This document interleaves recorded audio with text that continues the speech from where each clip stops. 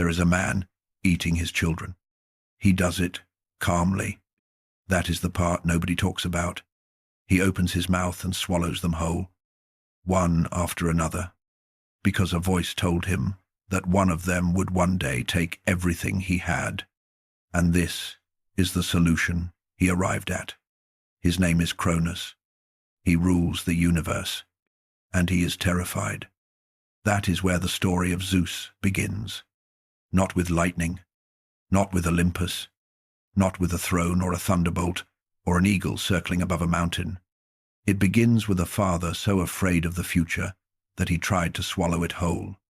But before we get there, you need to know something. The Greeks never agreed on who Zeus actually was. 3 men looked at the same god across 3 different centuries and saw 3 completely different beings. Hesiod was a farmer poet from Boeotia, working somewhere around the late 8th or early 7th century before the Common Era. He grew up poor, in a world where the strong took what they wanted and called it natural order. When he wrote about Zeus, he wrote about a liberator, a god who looked at a universe built on devouring and said no, a god who made the cosmos into something a farmer could plant crops in without wondering if everything would be taken from him by morning. Hesiod needed Zeus to be good, because if the most powerful being in existence was not good, then nothing stood between people like Hesiod and people like Cronus. Homer, the figure the Greeks remembered as a blind, wandering poet, though whether Homer was one person or many, or a name attached to centuries of oral tradition, nobody can say with certainty, saw something different. His Zeus did not sit on a throne dispensing justice. He sat on a mountain with golden scales, weighing fate, watching armies destroy each other below, calculating something that no human on either side of any battlefield could fully see. Homer's Zeus was not good or evil. He was fussed. He was the reason the universe held together, even when everything in it was trying to come apart. Aeschylus had fought against the Persian invasion at Marathon and survived to see Athens become one of the ancient world's most influential experiments in democracy. He wrote a play, traditionally attributed to him, called Prometheus Bound. In that play, Zeus was a tyrant, a new king who had won his throne through violence and was using it to punish anyone who questioned him. Aeschylus wrote for an Athenian audience that had just spent a generation fighting for the idea that power needed to be checked, that rulers needed to answer for what they did. His Zeus was the argument those people needed to have out loud. 3 men, 1 god, 3 completely different stories. We are going to follow all 3, not because the truth is somewhere in the middle, but because the argument between them is the most honest thing the Greeks ever produced about power. They built temples to Zeus. They swore oaths on his name. They prayed to him before battle and after harvest, and in the middle of storms at sea. And they never stopped arguing about what he actually was. That argument is still going. But to understand why 3 brilliant men remembered Zeus so differently, you have to start before Zeus. You have to start with the thing that made Zeus necessary. You have to start with a father eating his children. And you have to understand that father was not a monster. He was just afraid. Before Zeus, there was Cronus. Before Cronus, there was Uranus. And, before either of them, there was a pattern running through the earliest generations of the Greek cosmos like a crack through stone, always finding the same path, no matter how many times the surface changed. The pattern was this. The powerful feared what came after them. What came after them arrived anyway. Uranus was the sky itself, the first king, pressing down over Gaia, the earth, who was his wife and his opposite, and the only surface large enough to hold everything he was. Together they made children, the Titans, vast and powerful in the way the first things in the world were powerful, and also others, the Cyclopes, each with a single eye burning in the center of their enormous heads, the Hecatoncheires, 3 beings with 50 heads each and 100 hands, creatures so excessive in their construction that they seemed less like living things and more like the universe, testing the limits of what a body could be. Uranus looked at the hecatonciers and felt something he could not name. It was the specific discomfort of a powerful being confronted with something that did not fit inside his understanding of how things should go. They were too much, too strange, too capable in ways he could not predict or control. So he did what the powerful have always done with things they cannot predict or control. He pushed them back inside Gaia, back into the earth, back into the dark, imprisoned inside their own mother because their father could not tolerate their existence. Gaia held them inside herself and understood something about her husband that changed everything. He was not a ruler. He was a man who called himself a ruler because he had never met anything strong enough to disagree. She went to her Titan children with a question and a tool. The question was whether any of them had the will to do what needed to be done. The tool was a sickle of grey flint, curved and enormous. Cronus took it. He waited for his father in the dark. What followed was violent and final. Uranus was wounded and driven back to the edges of the cosmos, where sky and earth had once been joined and now were not. From the foam that gathered around what fell into the sea came Aphrodite. From the blood that struck the earth came powers darker and more vengeful. And as Uranus retreated, he spoke a curse directly at Cronus. Your own child will do to you what you did to me. Cronus became the new king. He freed the Titans. He presided over what later Greeks called the Golden Age, a time of peace and abundance that people look back on the way people always look back on times they never actually lived through, with a longing made mostly of distance. Then he married Rhea, and they began to have children. And every morning Cronus woke up remembering what his father had said. He thought about it the way you think about something you cannot stop thinking about. He turned it over. He looked for the exit, the loophole, the way through. He could not find one, so he did the thing that fear does when it runs out of other options. Rhea gave birth to Hestia, and Cronus swallowed her. Rhea gave birth to Demeter, and Cronus swallowed her. Hera, gone. Hades, gone. Poseidon, gone. 5 children. 5 times Rhea looked at her husband and watched him take away what she had just brought into the world. Here is what the myths move past too quickly.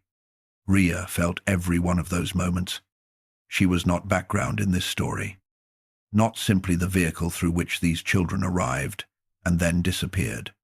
She was a mother who watched her husband swallow 5 of her children because he was afraid of a prophecy, and she held that inside herself along with everything else she was holding.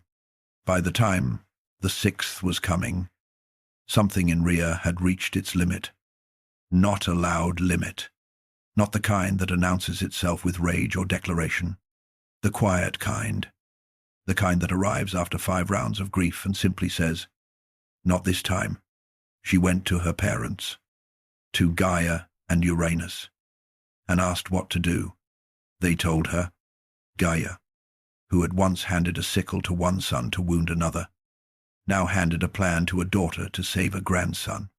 Go to Crete, give birth in secret, and bring back something else in the child's place.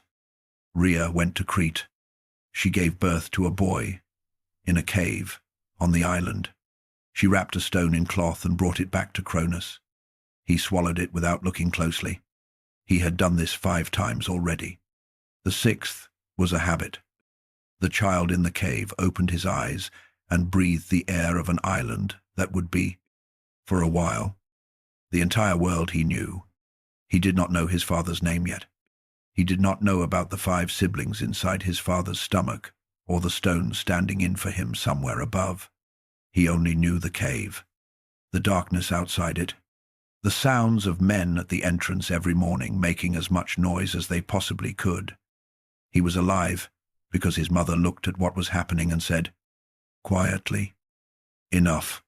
That decision is the first moment in this story where the cycle starts to break. Not the lightning, not the war, not the throne, a mother who said no. Everything else follows from that.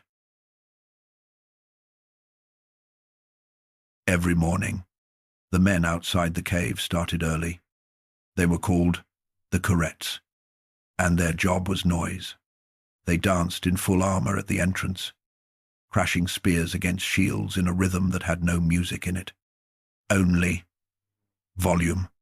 The sound rolled down the mountain and out across the Cretan hillside and disappeared into the wind off the sea.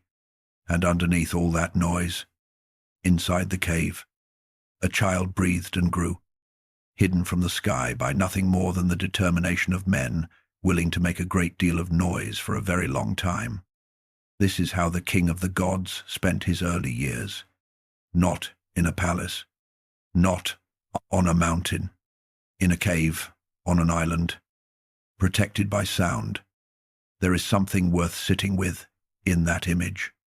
Zeus was not hidden by strength. He was hidden by cleverness, by a plan, by people who committed fully to a deception and maintained it every single day without fail. The protection around the infant Zeus was not a wall or an army. It was a performance, built around the specific knowledge of what Cronus would do if he ever heard something he was not supposed to hear. His mother knew her husband. She knew what he listened for. She built the lie around that knowledge, and the child growing inside that lie was learning, without knowing he was learning, the most important lesson of his life. The world is not always what it appears to be, and the people who understand that have an advantage over the people who do not. The nymph, Amalthea, fed him, in the tradition most Greeks held to, from the milk of a divine goat. Other traditions gave him the care of multiple nymphs of the island, divine beings who understood what they were sheltering and treated it with the reverence you gave something that had not yet become what it was going to be, but that you could somehow already feel the weight of. He grew, slowly, the way everything real grows, without ceremony or announcement. And somewhere in that growing, the questions began, not the large philosophical ones, the small, specific, practical ones that children ask when something about their situation does not add up. Why do the men outside make all that noise every single day?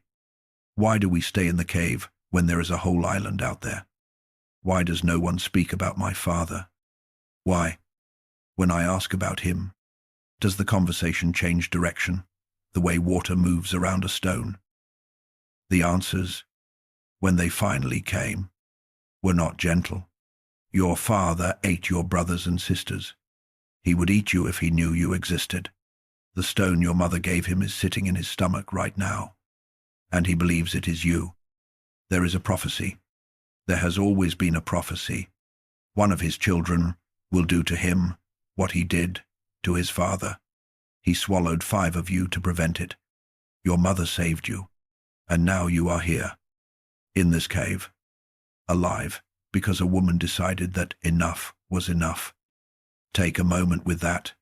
Think about what it does to a person, even a divine person, to hear that story about themselves as a child, to understand that your existence is already a rebellion, that you are already, simply by breathing, the thing your father most fears, that you have older brothers and sisters who never got the chance to be anything at all because the man who was supposed to love them looked at them and saw a threat instead.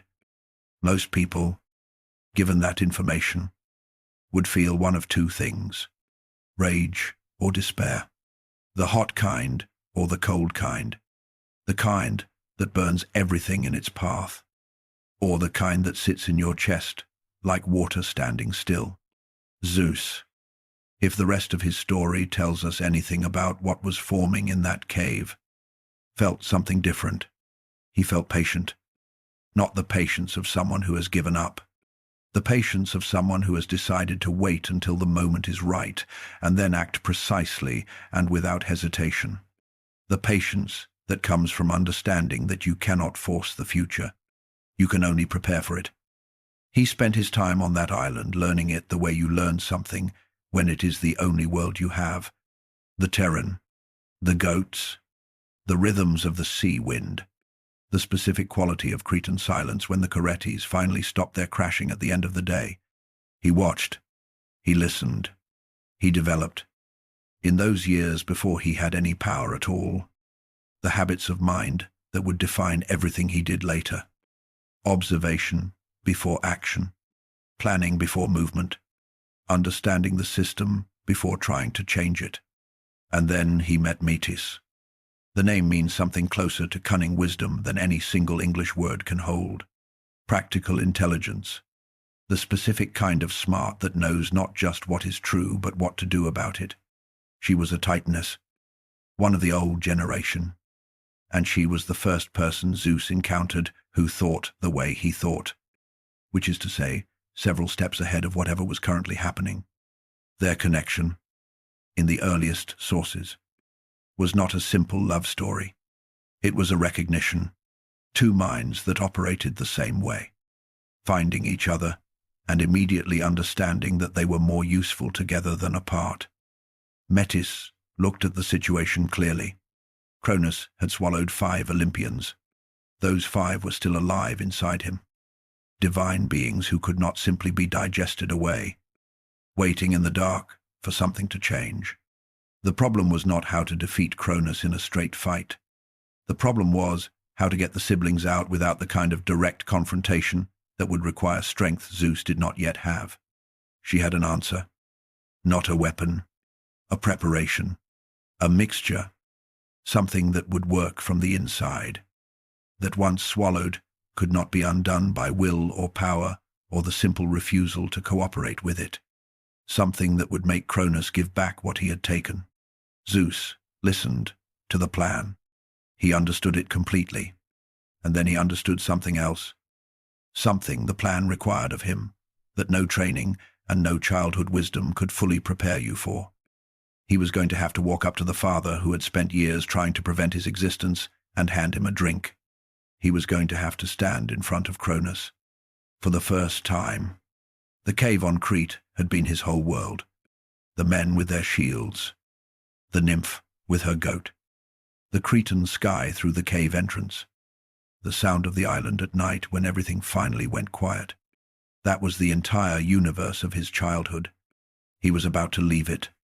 And the thing waiting for him on the other side was not freedom or glory or the beginning of a heroic journey. It was a man who had swallowed 5 of his children and was not finished yet. He did not go as a son. He could not. Cronus did not know he had a 6th child.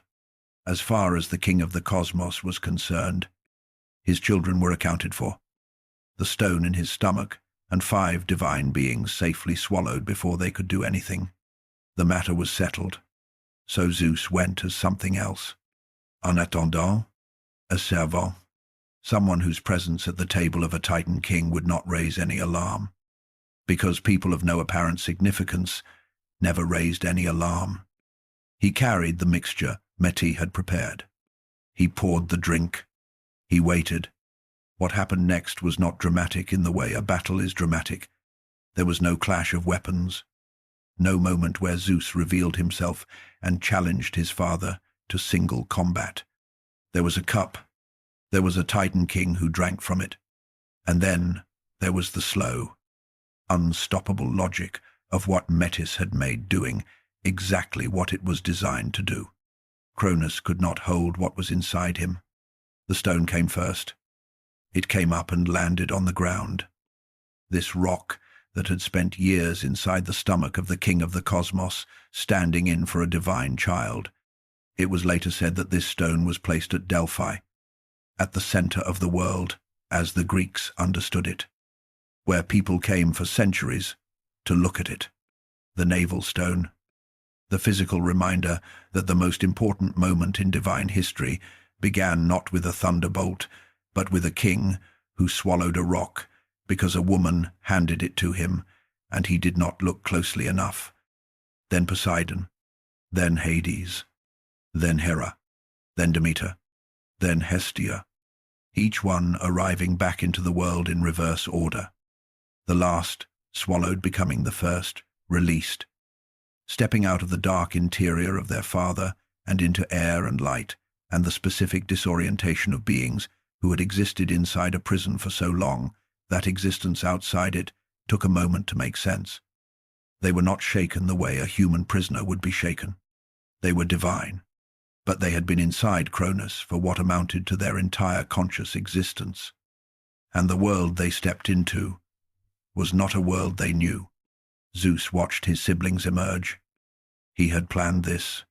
He had carried this plan from Crete all the way to this moment. And now the plan was working, exactly as Metis had said it would. And he was standing there watching 5 people he had never met before become real in front of him. He was the youngest. He had grown up alone, in a cave, on an island, surrounded by noise designed to cover his existence. He had no memory of these people. They had no memory of him. They were family in the most technical sense only, sharing a parentage that had expressed itself as imprisonment for them and exile for him. This is the part of the story that gets skipped over. The myths move quickly from the liberation to the war, from the emergence of the siblings to the battle against the Titans, as if the emotional reality of what had just happened was just a connecting passage between 2 more interesting events. But stop here for a moment. Look at what was actually in that space.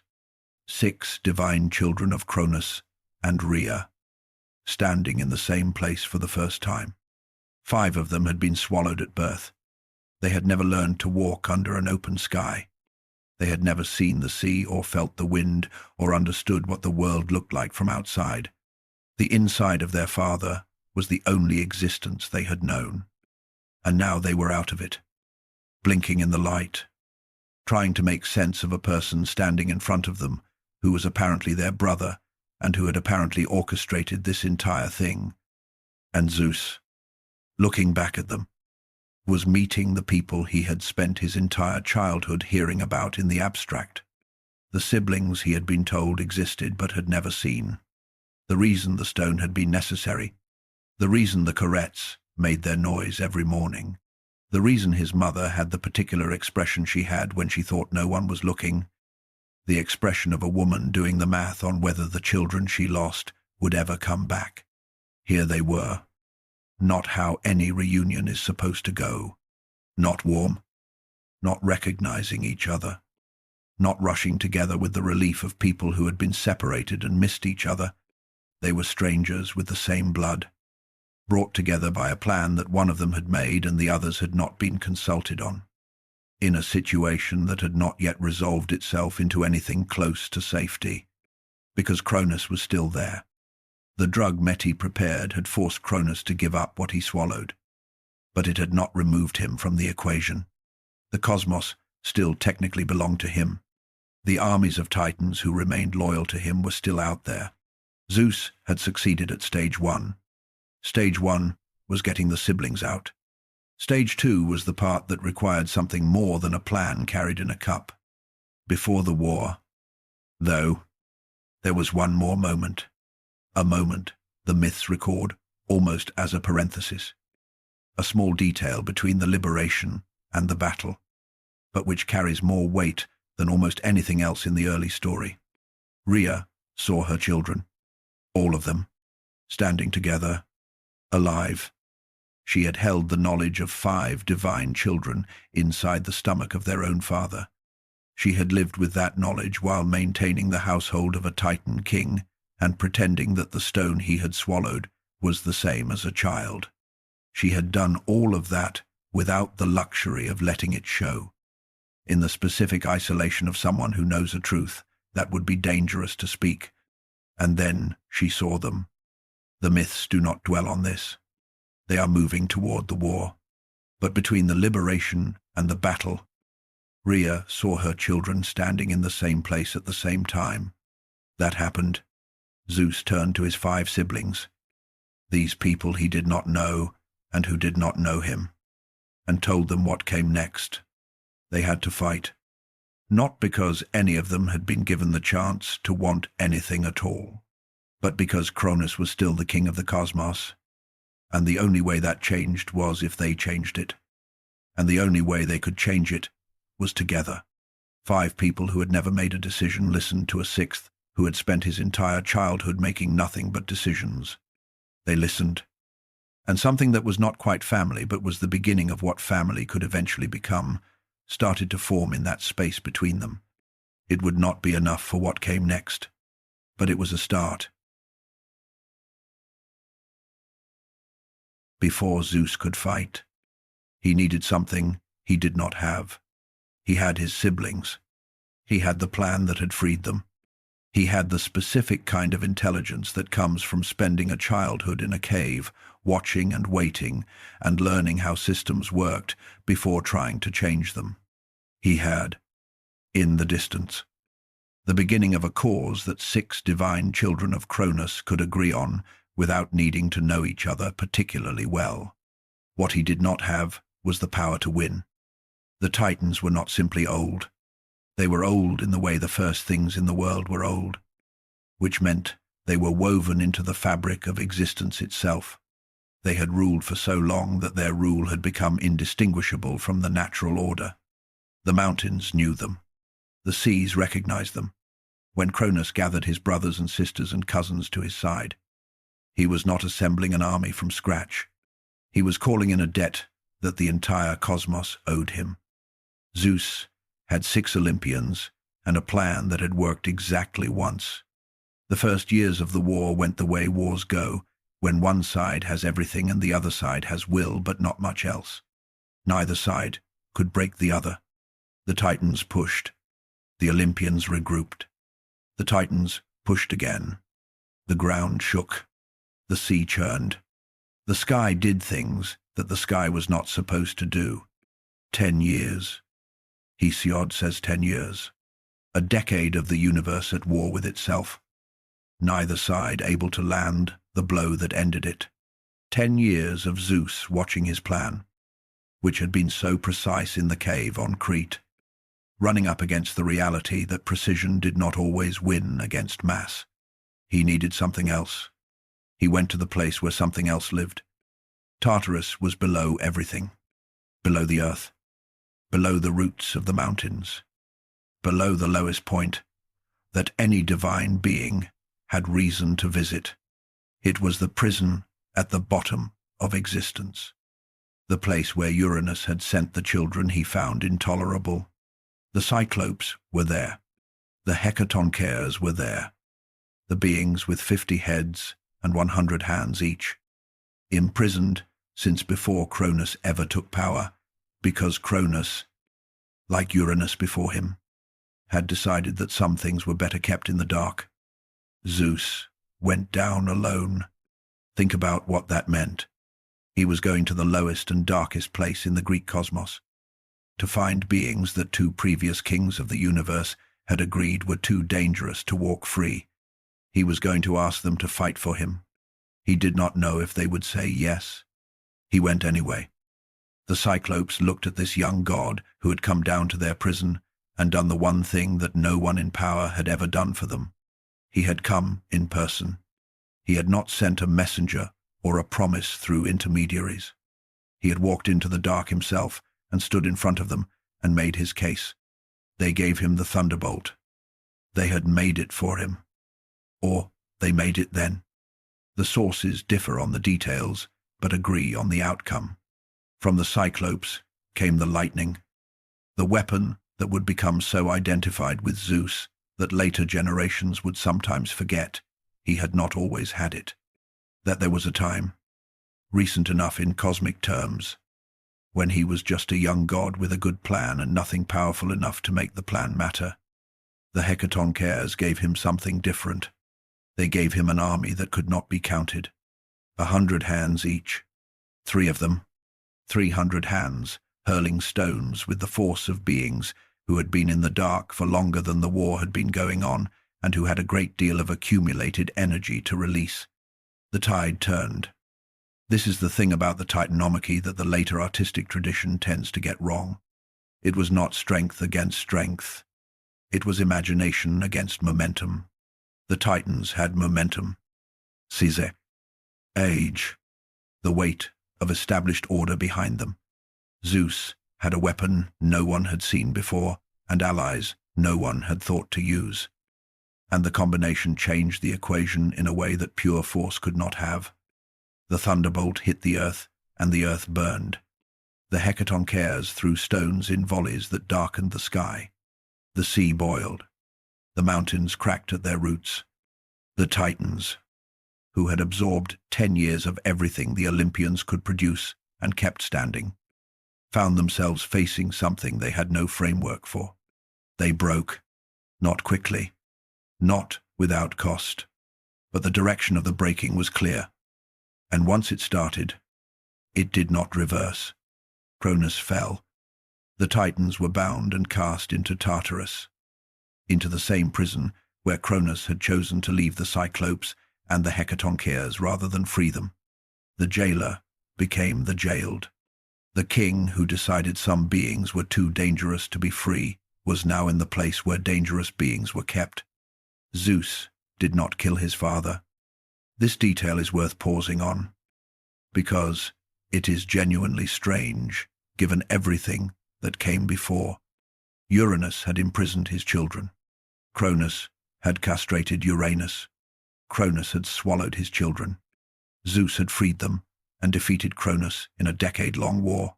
Every step in this sequence suggested escalation, each generation responding to the previous one with more finality. And then Zeus stopped. He imprisoned Cronus instead of killing him. Some traditions say he eventually released Cronus and made him the ruler of Elysium, the paradise where heroic human souls went after death. A final demotion rather than an ending. The myths do not explain why Zeus made this choice. They record it without analysis. The way you record a fact that speaks for itself. Was it mercy? Was it the reluctance of a son to be the person who ends his father? Was it something colder? A calculation that a dead Cronus was simply a martyr, while a living, imprisoned Cronus was a permanent demonstration of what happened when you challenged the new order? Or was it something Zeus could not quite bring himself to examine? A recognition, somewhere below the level of articulation, that killing Cronus would make him the kind of person he was not sure he wanted to be. He put Cronus in Tartarus. He walked back up from the dark and into the light of a universe that was, for the first time in his life, open. All of it. Every mountain and sea and sky and island that had been closed to him since the day he was born, now belonging to him in the sense that mattered most in the Greek cosmos. Not property, responsibility. He had not just won a war. He had inherited everything the war was about. Now he had to decide what to do with it. 3 brothers stood at the edge of a universe and did what victors have always done. They divided it. The method they chose was the lot. Each of them would draw, and whatever the drawer assigned, that would be their domain. Sky, sea, or the world below. The earth itself and Olympus would belong to all 3 equally. Common ground in a cosmos, otherwise parceled out. It sounds fair. Randomness has a long association with fairness. From the lots cast in Athenian democracy to the dice rolled in every culture that ever needed to make a decision without appearing to favor anyone. If no one chooses, no one can be accused of having chosen for their own benefit. But the myths do not pause long enough to ask who framed the terms of the lot. Who decided this was the system they would use? Who positioned it as the obvious and equitable solution before anyone thought carefully about whether they wanted to agree? What we know is the outcome. Zeus received the sky from which everything below can be seen, the domain that is literally above everything else by definition, the position that looks down on both the sea and the world below without itself being looked down on by anything. Poseidon received the sea. He was a god of enormous power. The oceans covered most of the world. His domain was not small or weak. When Poseidon was angry, coastlines changed shape. When he struck the earth with his trident, the ground split and cities fell. He was not a lesser god by any meaningful measure, but the sea was below the sky, and Poseidon had not proposed the lot. He accepted his domain, the way you accepted something you had been told was equitable and could not immediately disprove was equitable, while understanding somewhere in the part of yourself that tracked these things that the person who designed the system got the best outcome from it. He went to his ocean and built his palace under the waves and became the lord of everything that moved in the water. And he did not forget. Hades received what was left. The world below. The realm of the dead. The place no living thing went willingly. That the dying went to without choice. That the divine visited only on specific business and left as quickly as courtesy allowed. Hades had been inside his father's stomach for the entirety of his early existence. He had been released into a world at war. He had fought for 10 years in a conflict that ended with the universe divided by lot. And the lot gave him the kingdom that every other being in existence spent their lives trying to avoid.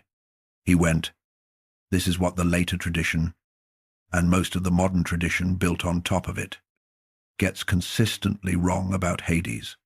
He was not evil. He was not malevolent. He was not the villain plotting from below to undermine the more photogenic gods above. He was a god who received a difficult draw and ran his domain with the professionalism of someone who understood that the work was important, even if no one wanted to talk about it. Death was real. Someone had to be in charge of it. The Greeks did not build many large public temples to Hades, not because they did not fear him, but because they feared him too much to call his name out loud, when they needed to speak of him and wanted to avoid the weight of that name in casual conversation. They used another one, Pluton, the wealthy one, because the earth that held the dead also held everything underground, all the seeds and metals and buried things that eventually came back up as crops and gold. That is how you talked about the Lord of Death when you needed to talk about him.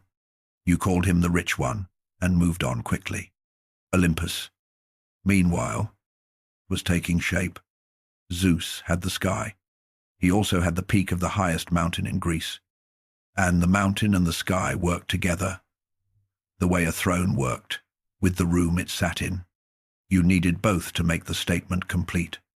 The statement was this: authority looks down. Authority has perspective that those below cannot have. Authority sees the whole picture. Zeus on Olympus was not simply Zeus choosing a nice place to live. It was Zeus making an argument about power, and putting himself at the center of that argument in a position that made the argument very difficult to dispute. It worked, in the way that political statements work when they are backed by enough power to make them stick. The Titans were in Tartarus. The Olympians were on the mountain. The old order was underground. Literally and figuratively, the new order was at the peak. But there were 6 Olympians, not one, and the division of the universe had only formally accounted for 3. Hestia became the goddess of the hearth, of the sacred fire at the center of every home, a domain so fundamental it required no particular location because every home was her temple. Demeter took the earth in the sense of living soil and grain, and the cycle of growing and dying that fed every mortal thing. Hera would become the queen. What was clear, immediately, and without ambiguity, was that Zeus was at the top, not because everyone agreed he should be, not because a vote was taken or a consensus reached, but because the thunderbolt was his, and the sky was his, and the lot had positioned him above everything else. And the Titans who might have argued otherwise were in Tartarus. And the war that put them there had established a kind of authority that lot drawing confirmed, rather than created. He had not become king because he was wisest or most just or most beloved. He had become king because he had made a plan work in a cave on Crete, and then made another plan work in Tartarus, and then made a third plan work across 10 years of war. That was enough. For now, that was enough. The question of what kind of king he would be had not yet been answered. It was about to start being answered. in ways that would take centuries of Greek storytelling to fully examine. Picture a merchant in ancient Corinth preparing to close a deal. The man across from him is from a different city, a stranger, someone he has never met and will likely never see again after this transaction is complete.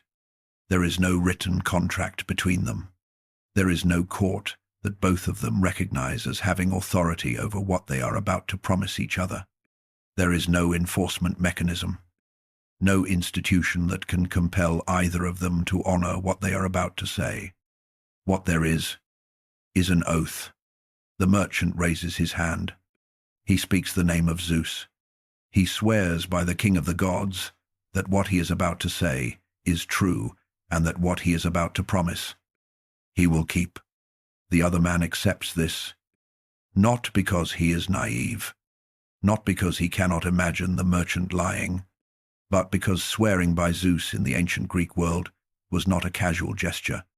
It was an invocation of the most powerful force in existence, as witness and guarantor. To swear falsely by Zeus was not simply to break a promise to another person. It was to invite the active attention of a god who took oath-breaking as a personal offense. In a world without courts or contracts or any of the infrastructure that modern commerce runs on, this was how trust worked at scale.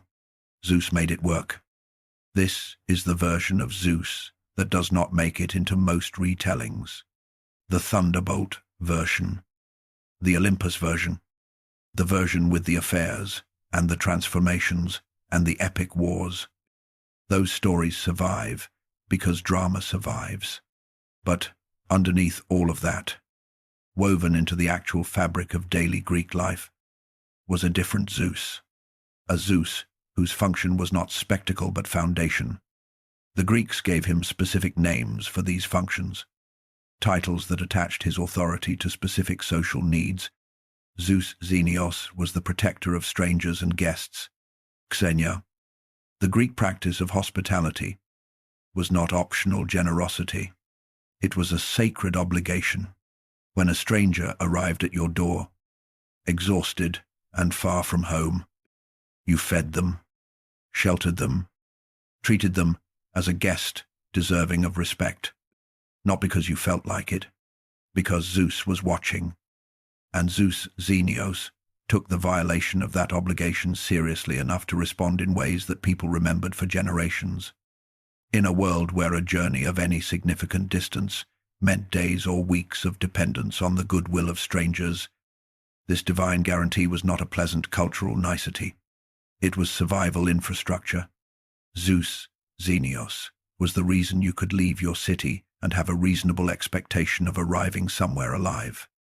Zeus Horkios was the guardian of oaths. Every serious promise, every treaty between cities, every agreement between individuals was placed under his authority. The Greeks understood that a society runs on the ability to make commitments that others can rely on. They also understood that human reliability was imperfect. They closed that gap by making oath-breaking an offense against the divine rather than simply against the other party. Break your word, and you were not just a liar. You were a person who had invited Zeus Horkios to notice you. The Greeks had extensive and detailed beliefs about what happened to people Zeus Horkios noticed. None of it was pleasant. None of it was quick. Zeus Polios was the protector of the city itself, the divine authority behind the authority of kings and later of democratic institutions. Every Greek city-state existed within a web of divine protection that required maintenance through ritual and the acknowledgement that human civic order was downstream of cosmic order. Cosmic order had a name. That name was Zeus. Take a moment with what this actually meant in practice. The Greek world of the classical period was hundreds of independent city-states, often at war with each other, frequently in competition, almost never in full political agreement about anything. What held this fragmented world together well enough to allow trade and travel and the movement of ideas was not a common government. There was no common government. What held it together was a shared framework of divine obligation. Shared gods. shared oaths, shared understanding that certain behaviors were not just socially unacceptable, but cosmically prohibited. Zeus was the center of that framework. He was the reason a merchant in Corinth could do business with a stranger from a city he had never visited. He was the reason a traveler could knock on a door at nightfall and expect to be fed. He was the reason a treaty carried weight beyond the moment of its signing. He was not just a storm god. He was the infrastructure of a civilization. Hesiod understood this in his bones. His poem, Works and Days, is, among other things, a sustained argument that Zeus sees injustice and will not allow it to stand forever. That the farmer, cheated by a corrupt judge, is not simply a victim of a bad system. His case is on record with the highest authority in existence, and that authority will eventually act. This was not naive theology. This was functional hope, the kind that made it possible to keep plowing and planting in a world that did not always reward plowing and planting. But here is where the story gets complicated. The same being who guaranteed oaths also broke them. The same God who protected guests also disguised himself as a guest to pursue his own interests. The same authority who presided over the laws of the cosmos operated in his personal conduct by a different set of rules than the ones he enforced on everyone else. This was not a contradiction the Greeks failed to notice. It was a contradiction they built into the center of their theology and spent centuries arguing about. A God who embodied justice cleanly would have been an answer. A God who claimed justice while sometimes violating it was a question. And question, it turned out, were far more generative than answers, particularly when the questions concerned the most important things, particularly when the people asking them were living in a society trying to figure out what power owed to the people living under it. That question had not yet found its sharpest form. It was about to, because there was someone on Olympus who embodied everything Zeus was supposed to protect, and who watched him violate it, and who could not look away, and could not leave, and could not be silent. Picture her before the marriage, not as the figure who spends myth after myth pursuing the women Zeus chose and the children those women bore, not as the obstacle that Heracles and Perseus and Dionysus had to navigate around or endure, not as the jealous wife that popular culture has spent centuries reducing her to. Picture her before any of that. Hera was old, divine old. She was one of the first swallowed and the last released, which meant she had more seniority than Zeus himself by the logic of birth order, even if the years she spent inside Cronus did not count the way ordinary years counted. She was the goddess of marriage, of the formal bond between people, of the institution that organized Greek society at its most fundamental level. She presided over weddings. She watched over wives. She was the divine embodiment of the specific kind of power that came from committed relationship, from the formalization of two lives into one recognized social unit. This was not a small domain. Marriage in the ancient Greek world was not primarily a romantic institution. It was an economic and political one. It determined who inherited property. It established alliances between families and between cities. It conferred legitimacy on children, which determined their social standing and their claim on the resources of their parents. Without the institution of marriage operating reliably, the entire structure of Greek society from the household level up to the level of international relations became unstable. Hera was the divine guarantor of that institution. She was not, in the original layers of her worship, defined primarily by her relationship to Zeus. She was worshipped before the full Greek mythological system was consolidated, in traditions that gave her an independent identity and independent power. At Argos, one of her oldest and most important cult centers, she was the supreme deity of the region. Zeus was the consort who came to her rather than the king she served. When the myths placed Hera as the wife of Zeus, they were doing something that myth-making traditions do regularly. They were taking a powerful, independent figure and fitting her into the dominant narrative architecture. The Hera who emerged retained her power and her significance. But the frame around that power had shifted. She was now understood primarily in relation to her husband. The marriage between Zeus and Hera in the mythology was not a love story in any straightforward sense. It was a cosmic political arrangement. Zeus brought sky and authority. Hera brought marriage and legitimate order. Together, they represented the kind of power that was not just strong but sanctioned, not just dominant, but recognized as having the right to be dominant. Zeus needed Hera because the claim to rightful kingship required the kind of legitimacy that the goddess of marriage could confer. Hera needed Zeus because the institution she represented required the backing of supreme power to be enforceable. They needed each other in the way two halves of an argument needed each other to be complete. And then Zeus was not faithful. Not once, not twice, continuously, across the full span of the mythology, in patterns that stretched from before the Trojan War to after it, and touched nearly every corner of the Greek world. And every time, Hera did not punish Zeus. She punished the woman, or she punished the child. The modern reading of this goes one way almost universally. Hera was petty. Hera was cruel. Hera was a jealous wife taking out her anger on people who did not deserve it. And, there is real truth in that reading. The women in these stories did not deserve what happened to them. The children, most famously Heracles, did not deserve what happened to them. But ask a different question. What were Hera's actual options? She was the goddess of marriage, watching the king of the gods make a sustained practice of disregarding marriage. She was doing it from inside a situation where the ordinary mechanisms for responding to that disregard were not available to her. She could not compel Zeus. He was the most powerful being in existence. She could not leave Olympus without surrendering the position of queen, which meant surrendering the institution she existed to represent, which meant giving up the only leverage she had. And she could not simply absorb it in dignified silence. Because here is the thing that gets missed when Hera is reduced to jealousy. She was not just a wife being cheated on. She was the goddess of an institution that the king of the gods was publicly and repeatedly making a mockery of. When Zeus was unfaithful, he was not only violating a personal agreement between the two of them, he was demonstrating, in the most visible possible way, that the institution Hera embodied was not actually binding on the most powerful figure in the cosmos.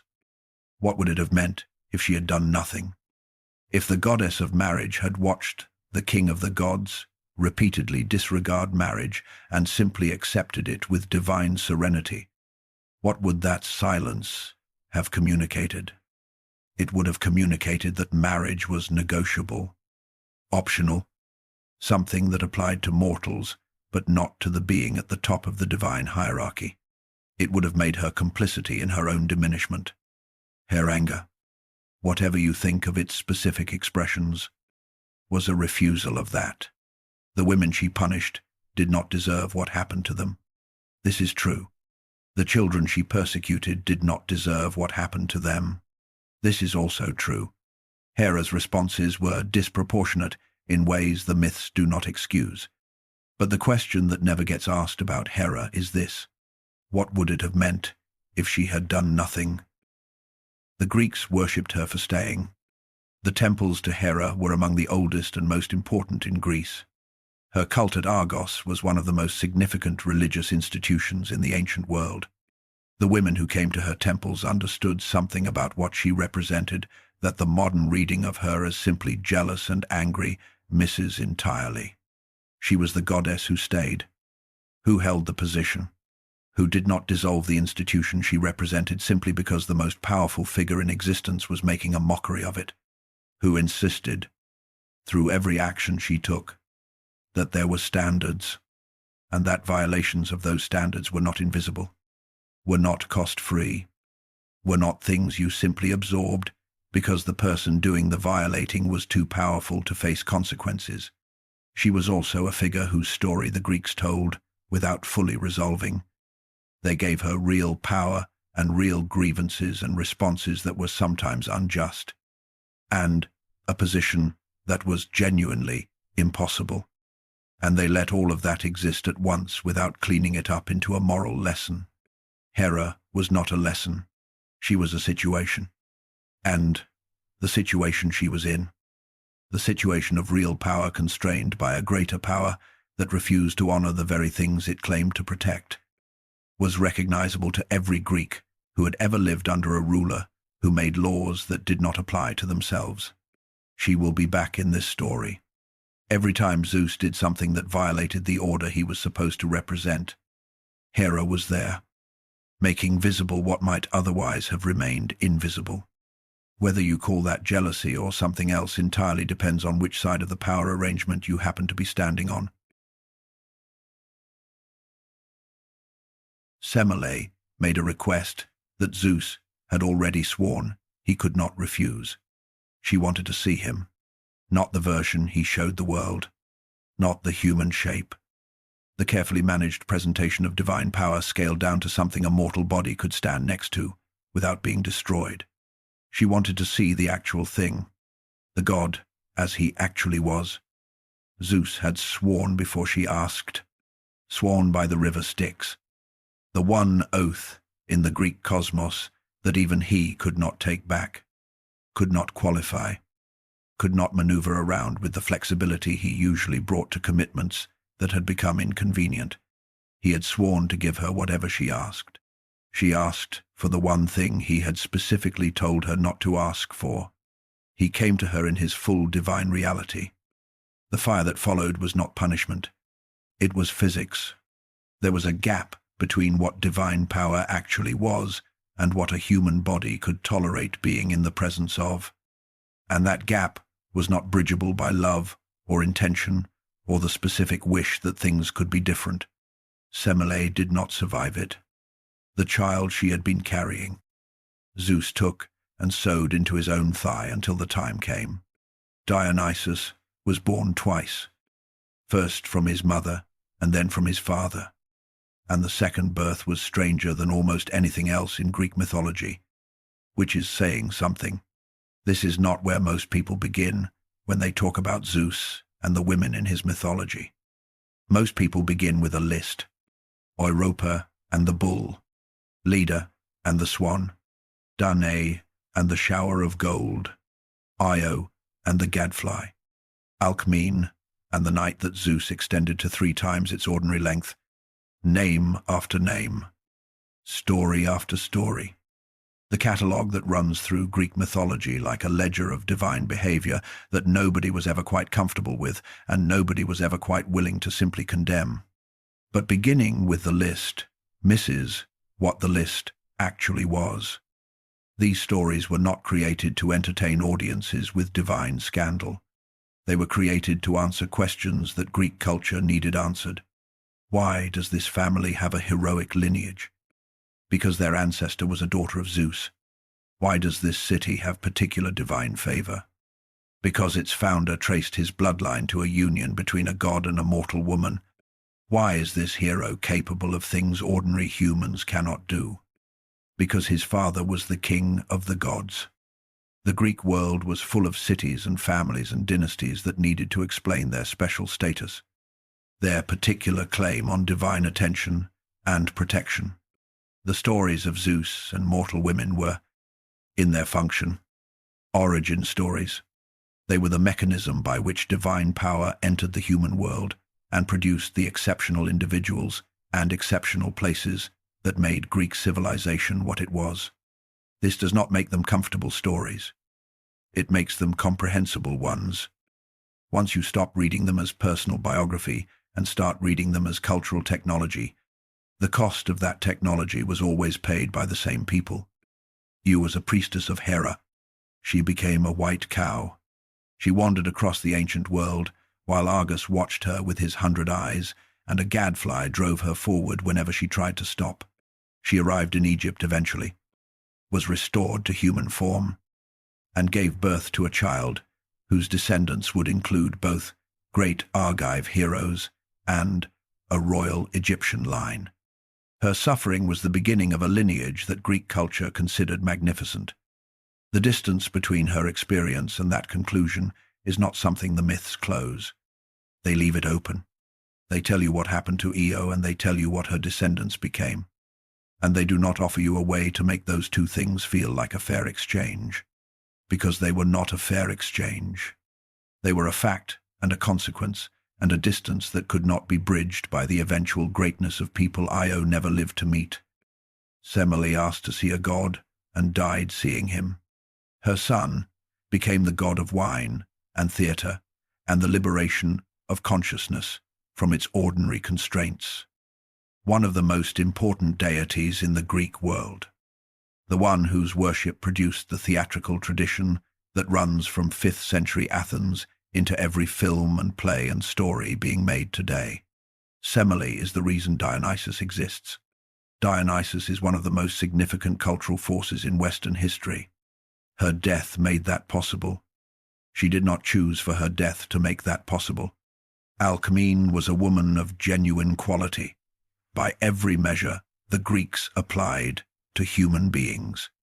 Intelligent, faithful, dignified. Zeus came to her in the form of her husband on a night he extended to 3 times its ordinary length. She gave birth to Heracles, the greatest of all Greek heroes, the one whose 12 labors became the defining image of human striving against impossible odds. Alcmene was the reason Heracles existed. Heracles spent his entire life suffering for it. Because Hera, who was not wrong about what had happened, but was directing her response at the wrong person. They made his existence a sustained test of endurance from the moment he was born. 2 serpents in the cradle. Madness that made him kill his own children. 12 labors designed to be impossible. And Alcmene watched her son live that life. The question these stories raise, the one that runs underneath all of them like a current beneath a river's surface, is one that the Greeks posed and never answered cleanly. When the most powerful being in existence moves through the world according to his own desires, and the world and the people in it are changed by his movement, what obligations does that power carry? Hesiod Zeus would say the obligations were to order, to cosmic balance, to the long view that justified individual costs by pointing to generational outcomes. Homer's Zeus would say the obligations were to fate, to the larger pattern that human experience was embedded in and could not fully see. Aeschylus would say, or at least suggest, that the obligations were not being met. That power, without accountability, was not divine order. It was simply power wearing the clothes of order. The women in these stories did not live long enough to hear any of those answers. They were part of the argument. They were not consulted about being part of it. And that distinction, the difference between being part of something and being asked to be part of it, is the gap in these stories that no amount of eventual heroic glory ever quite closes. Zeus could govern the sky. He could govern the oaths that held civilization together. He could sit on a mountain with golden scales and weigh the fate of armies. The one thing he could not govern was the distance between what he wanted and what the people around him could withstand. That was the crack at the center of everything he built. It did not stay small. Zeus opened his mouth and swallowed Metis. He did it because a prophecy told him that Metis would bear first a daughter, and then a son, and that the son would be more powerful than his father. The same prophecy, wearing a different generation. Metis was the Titaness who had given him the plan that freed his siblings, who had thought 3 steps ahead in every situation she had ever encountered, who knew more than any god or mortal man according to the ancient sources. She was pregnant with their first child when Zeus made his decision. He swallowed her, not because he was angry at her, not because she had done anything wrong, because a voice told him what was coming, and he reached for the only solution that the logic of the cosmos he had grown up in made available to him. The logic of Cronus. If the problem is a being who might grow powerful enough to challenge you, the solution is to prevent that being from becoming. Here is the thing that makes this moment the hinge of the entire story. Zeus was the child whose existence Cronus had tried to prevent by swallowing his mother. He had grown up in a cave because Rhea refused to hand him over to that logic. He had spent his entire early life in the specific condition of someone that a more powerful person had decided should not exist. He had fought a decade-long war, in part because of what that logic had done to his brothers and sisters. He understood, better than anyone alive, what it felt like to be the thing that the powerful decided needed to be contained. And then he became the person doing the containing. He did it more sophisticatedly than Cronus. He did not swallow Metis out of panic. He did it with the specific intelligence of a being who had thought the problem through and arrived at the most efficient available solution. He did not swallow a child. He swallowed the mother before the threatening child could be born. More precise, more calculated, more Zeus, and still Cronus. Metis did not disappear. This is the part that matters most. She continued to exist inside Zeus, continued doing what she did best, which was think and plan and prepare. The ancient sources describe her making armor for the child inside Zeus, crafting what would be needed, doing the specific practical work of preparation, even in circumstances that should have made preparation impossible. Zeus began to have headaches. The king of the gods, the being who had survived 10 years of war against the Titans and the specific personal anger of Cronus, developed headaches that grew worse, became unbearable in the way only truly impossible situations became unbearable, which is completely and without exit. Hephaestus brought an axe to the head of the king of the gods, and out stepped Athena, full-grown, fully armed, already wearing the armor her mother had made for her inside the impossible space of Zeus's skull.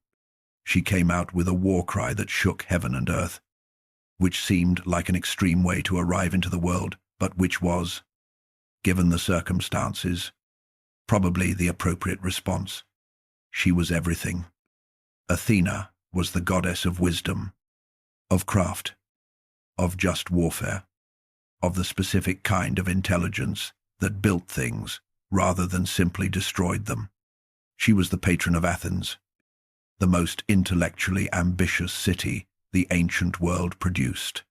She was the divine figure who stood behind Odysseus when he needed to be cleverer than everyone else in the room, who helped Perseus without simply handing him victory, who presided over the skill that went into every made thing, from a ship to a piece of reasoning. She was her mother's daughter, and she had come out of her father's head because her father had decided to prevent her existence and had, instead, by that very decision, ensured it. Zeus swallowed wisdom to keep it from being free in the world. Wisdom came out of his head anyway. He could not contain it. He could only change the address it arrived from. This is the moment that Hesiod and Aeschylus remember very differently. For Hesiod, the swallowing of Metis was an act of divine wisdom. Zeus incorporated intelligence into himself, became the source of counsel as well as power. The outcome, Athena, was proof that the act had worked as intended. For Aeschylus, this was the act that revealed what Zeus actually was beneath the architecture of justice he was building around himself. A being who, when threatened, reached for exactly the same tool that Cronus had reached for. Not the stomach, the logic. Athena stood on Olympus and looked at her father with the clear eyes of a being who had come into existence through his fear and was not particularly troubled by that fact. She was here. She was fully herself, fully armed, fully the daughter of a mother who had known exactly what she was doing, even in the middle of circumstances that should have made knowing anything impossible. Zeus looked back at her and understood, with the specific intelligence he had spent his entire life developing, exactly what he was looking at. He was looking at the part of Metis he could not keep. He was looking at the evidence that the prophecy had been right, just not in the form he had expected it to be right. a daughter, more powerful than him in the ways that ultimately mattered, the ways that survived into centuries of human thought and art and political philosophy, had arrived exactly on schedule. He could not put her back. He did not try. She took her place on Olympus and became what she was. And the crack that Metis had left in Zeus's strategy did not look like a crack from the outside. From the outside it looked like Athena. But the crack was there. And cracks, as the earlier generations of the Greek cosmos had demonstrated at significant cost, had a way of finding their path through whatever was built on top of them. Apollo walked into Delphi and killed a snake. Not a small snake. Python was oscient, a serpent of enormous size that had coiled itself around the sacred spring at the center of the world since before the Olympians existed, guarding the place where the earth breathed prophecy up through cracks in the rock. Apollo killed it, claimed the oracle, built his temple over what remained, and installed his priestess on a tripod above the sacred fissure. Then he had 3 words carved into the stone above the entrance. Know yourself. This is how one of Zeus's children introduced himself to the world. Not with a declaration of power, not with a demonstration of strength, with an instruction that sounded simple and turned out to be the hardest thing anyone had ever been asked to do. Zeus had fathered the future, but the future had its own ideas about what it was going to be. Apollo was the god of light, music, healing, poetry, prophecy, and the rational mind ordering itself against the chaos of raw experience. He was also the god of plague, of sudden death from a distance, of the silver bow that killed without warning, from so far away that you never heard it coming. He carried both of those things at once and saw no contradiction in it, because there was none. Light that illuminated everything illuminated the things people did not want to see as readily as the things they did. Truth that spoke clearly spoke about loss and failure and death as readily as about beauty and achievement. At Delphi, later tradition would associate Apollo's sanctuary with a specific experience. People came from across the Greek world with their most pressing questions about the future, about war and marriage and harvest and the right course to take when every course looked dangerous. The answers they received were famously difficult, accurate, often, but accurate in ways that nobody quite anticipated, in ways that revealed, once the answer arrived, that the question they had asked was not quite the question they meant to ask. Know yourself was not decoration above the door. It was the prerequisite for everything else. Artemis asked Zeus for one gift when she was young enough that the asking had a different quality to it. The asking of a child who still believed that what she wanted and what was possible were the same thing. She asked never to be required to marry. She wanted the mountains, the hunt, the wild places that existed before human settlement arrived and imposed its logic on them. She wanted the company of her nymphs and her hounds and the moon that was hers the way the sun was Apollo's. Twin lights from the same source divided into complementary expressions of what light could be. Zeus gave her exactly what she asked for. She went into the wilderness and became it, in the specific way that only happens when a being finds the domain that was always theirs and stops performing any version of themselves that belongs somewhere else. The power of Artemis was not her bow or her skill or her divine nature. It was her indifference to the things that made other beings powerful. You could not threaten her with loss of status because she did not want status. You could not promise her advantage in the competition for Zeus's favor because she had already received from Zeus the one thing she wanted, and it had nothing to do with favor. She could not be controlled through the usual mechanisms of Olympian politics. That immunity was the most radical thing about her. Hermes was born in a cave on Mount Cyllene to Maia, one of the daughters of Atlas. He was born in the morning, and by that afternoon he had invented the lyre from a tortoise shell, stolen Apollo's cattle and walked them backward to hide their tracks, and was back in his cradle pretending to be a newborn infant by the time Apollo came looking. Zeus looked at his day-old son standing in front of Apollo. having already stolen from the sun god and constructed an instrument of extraordinary beauty from materials found on the ground that morning, and laughed. This is one of the few moments in Greek mythology where Zeus laughs with something that sounds like genuine delight. His newest child had, within hours of existing, done exactly the thing Zeus himself had spent his entire early life learning to do. Hermes had turned a situation to his advantage through cleverness rather than force, had made himself useful by doing something no one had thought to do, and had done it well enough that being angry at him was harder than simply acknowledging the quality of the work. Zeus made him the divine messenger, the conductor of souls between the living world and the dead, the patron of travelers and merchants and thieves, which in the ancient world were often the same people at different moments of the same journey. And then there was Dionysus. He was the hardest of Zeus's children to place inside Olympus, because he was the least interested in Olympus as a concept. The god of wine and theatre and the dissolution of the ordinary boundaries between self and world, of the specific state that arrived when you had enough of a certain kind of experience, that the normal distance between inside and outside became permeable. He was the god of ecstasy, which meant in the original Greek, standing outside yourself. This was not a comfortable thing to be the god of in a cosmos organized around the principle that things should stay in their proper places. Dionysus was the god of the moment when things left their proper places, when the farmer forgot he was a farmer, and the widow forgot she was a widow, and the slave forgot, for a few hours, the exact dimensions of their bondage. He arrived at Olympus not as a gift, but as an argument. The argument was this: the part of human experience he represented could not be left outside the official divine order. If it was left outside, it became dangerous, in the way suppressed things always became dangerous. It found its own expression, outside the containers that made it manageable, in forms that nobody could predict or control. Zeus accepted the argument. He accepted Dionysus into Olympus not because he was comfortable with what Dionysus represented, but because having the god of ecstasy inside the family was safer than having ecstasy operating in the world with no divine address at all.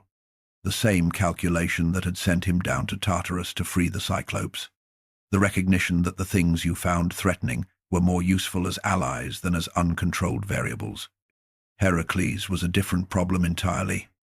He was Zeus' son, and he was mortal, which meant he would die, which meant all the power Zeus had given him through the fact of his parentage would eventually end.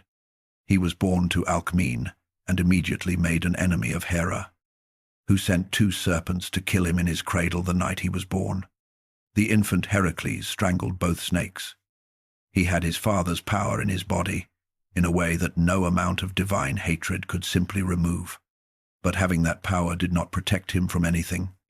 It just meant that what Hera sent against him had to be larger, more sustained, more comprehensive than ordinary affliction. The 12 labors were not a heroic adventure that Heracles chose. They were a penance assigned after Hera drove him to madness, and he killed his own children in that madness. He did not know what he was doing when it happened. The madness was not his. The grief when it lifted, and he understood what had occurred, was entirely and completely his. He completed the labors because they were what was left. Because when you have done something that cannot be undone, you find the hardest work available and you do it. Not as payment, because nothing pays for that, but as a way of continuing to move forward, when forward is the only direction that does not destroy you. He was the son of Zeus, in the fullest sense, not because he had the thunderbolt or the throne, because he had his father's fundamental quality, the one that had been forged in a cave on Crete and tested across 10 years of war and never fully left him, regardless of what came after. The refusal to stop. There is a moment near the end of Heracles' life, when he is dying from a poisoned robe that his wife gave him without knowing what it was. When Zeus finally intervenes, he takes Heracles from the pyre, removes the mortal part that was always going to die, and brings the divine part up to Olympus. Heracles becomes a god. It is one of the few stories in Greek mythology with something that resembles a conventional happy ending. And even it arrives through fire, through a death that was not the death anyone would have chosen for him. Zeus made his children from everything he was, from the power and the cleverness and the specific refusal to accept what the situation was telling him as final. And then they went out into the world and became what they were. Apollo, with his light and his plague arrows and his command to know yourself. Artemis with her wilderness and her magnificent indifference to what Olympus valued. Hermes running sideways across every boundary anyone tried to establish. Dionysus dissolving from the inside out the ordinary sense of who a person was and what they were allowed to feel. Heracles walking through things that should have stopped him because he did not know how to stop. They were not what Zeus planned. They were what Zeus produced. And the difference between those two things was the most honest thing the myths had to say about what it meant to bring something powerful into the world, and then discover that it had its own ideas about what to do with the power you gave it. The first time, it was about meat. This is the detail the later tradition tends to skip, because it makes the whole thing smaller than the tradition wants it to be. We prefer the version where Prometheus climbs to the sun and steals fire for the love of humanity. The pure, heroic act. The rebel against divine authority, acting from nothing but compassion. That version is cleaner. It is also incomplete. The beginning was a negotiation gone wrong. At a place called Mecone, the gods and mortals were dividing the portions of a sacrificial animal, establishing the terms of the relationship between divine and human, deciding who got what from the killing of animals for religious purposes in a way that would persist for centuries. Prometheus arranged the animal into two portions. On one side, he placed the meat and the organs, covered with the stomach so it looked unappetizing. On the other side, he placed the bones and arranged them to look generous, covered with a layer of gleaming fat. He invited Zeus to choose. Zeus chose the fat and bones. From that moment, the protocol was established. Mortals kept the meat. The gods received the smoke and the bones wrapped in fat, the appearance of nourishment without the substance. Zeus was not pleased. His response was to remove fire from humanity, not a dramatic act of cosmic punishment, a withdrawal of access. He simply ensured that mortals could not have fire, which meant they could not cook, could not work metal, could not do any of the things that fire made possible and that separated human civilization from the condition of animals. He was adjusting the settlement. Prometheus looked at humanity in the dark and made a decision. He went to the source of fire, to the sun itself, or to the forge of Hephaestus, depending on which tradition you follow, and he carried it back to humanity in a hollow fennel stalk. He gave it to them. Then he waited for what was coming. He did not run.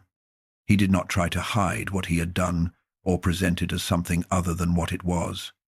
He had taken something Zeus had deliberately removed from humanity and returned it, openly, in full knowledge of what Zeus would do in response.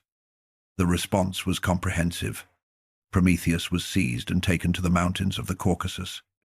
At the edge of the world, as the Greeks understood it, he was chained to a rock with bonds made by Hephaestus at Zeus's command, forged from something stronger than ordinary metal. Every day, an eagle came. It ate his liver. The liver was understood in ancient thought as the seat of life, the central organ, the thing that generated blood and sustained existence. Eating it was the sustained removal of what made life possible. Every night, the liver grew back. Every morning, the eagle returned. This was not going to end. That specific quality was what made the punishment different from everything else in the catalogue of divine responses to divine misbehavior. It had no shape, no defined duration, no experience other than the thing being done to him, repeating without the mercy of an ending. Now hold both sides of this at once. On one side, a titan who took back something Zeus had taken first, who gave it to beings who were suffering without it, who stood in place and accepted the consequence of his action rather than running from it. On the other side, a punishment so extreme in its duration and nature that the word proportionate does not come close to describing the gap between the act and the response. The Greeks held both of those things simultaneously. They did not resolve the tension. They built a tradition around it. Hesiod was largely on Zeus's side. The fire was taken from mortals for a reason. The protocol of sacrifice was violated by a trick. Prometheus was clever in a way Hesiod found uncomfortable. The cleverness of someone who used intelligence to create advantages rather than to support the order that made life bearable. And with the fire that Prometheus returned to humanity came Pandora, sent by Zeus as the other half of the response. The woman whose jar released into the world all the things that made human life difficult and painful and short. The fire and the suffering arrived together. In Hesiod's accounting, that was not coincidence. That was balance. Aeschylus, writing 2 centuries later in democratic Athens, was somewhere else entirely. In the play traditionally attributed to him, Prometheus bound. Prometheus is chained to his rock and visited by figures who offer sympathy or try to convince him to submit. He refuses all of them. He is not broken. He is not begging. He is, in fact, in possession of something that makes his suffering into something other than defeat. He knows a secret. He knows who will eventually overthrow Zeus. He knows the specific chain of events that leads from the Zeus who currently sits on Olympus to the being who will do to Zeus what Zeus did to Cronus and Cronus did to Uranus. He has the prophecy that Zeus needs, and he is not going to share it until Zeus comes to him and acknowledges that what was done was unjust. This makes the situation extraordinary. The most powerful being in existence needs something from the being he has chained to a rock to be tortured eternally. The tortured being has the leverage. The question of who will move first and what that movement will cost is the question the play exists to ask. Aeschylus wrote a trilogy. 2 of the 3 plays are lost. We have only Prometheus bound and the knowledge that in the plays that followed, something changed. Prometheus was eventually freed. The eagle stopped coming. The chains were removed. What Zeus did or said or acknowledged to earn that release, we do not know. The texts are gone. What remains is the question they were built around. Can the being at the top of a power structure be brought to accountability by someone who has nothing left to lose except the truth?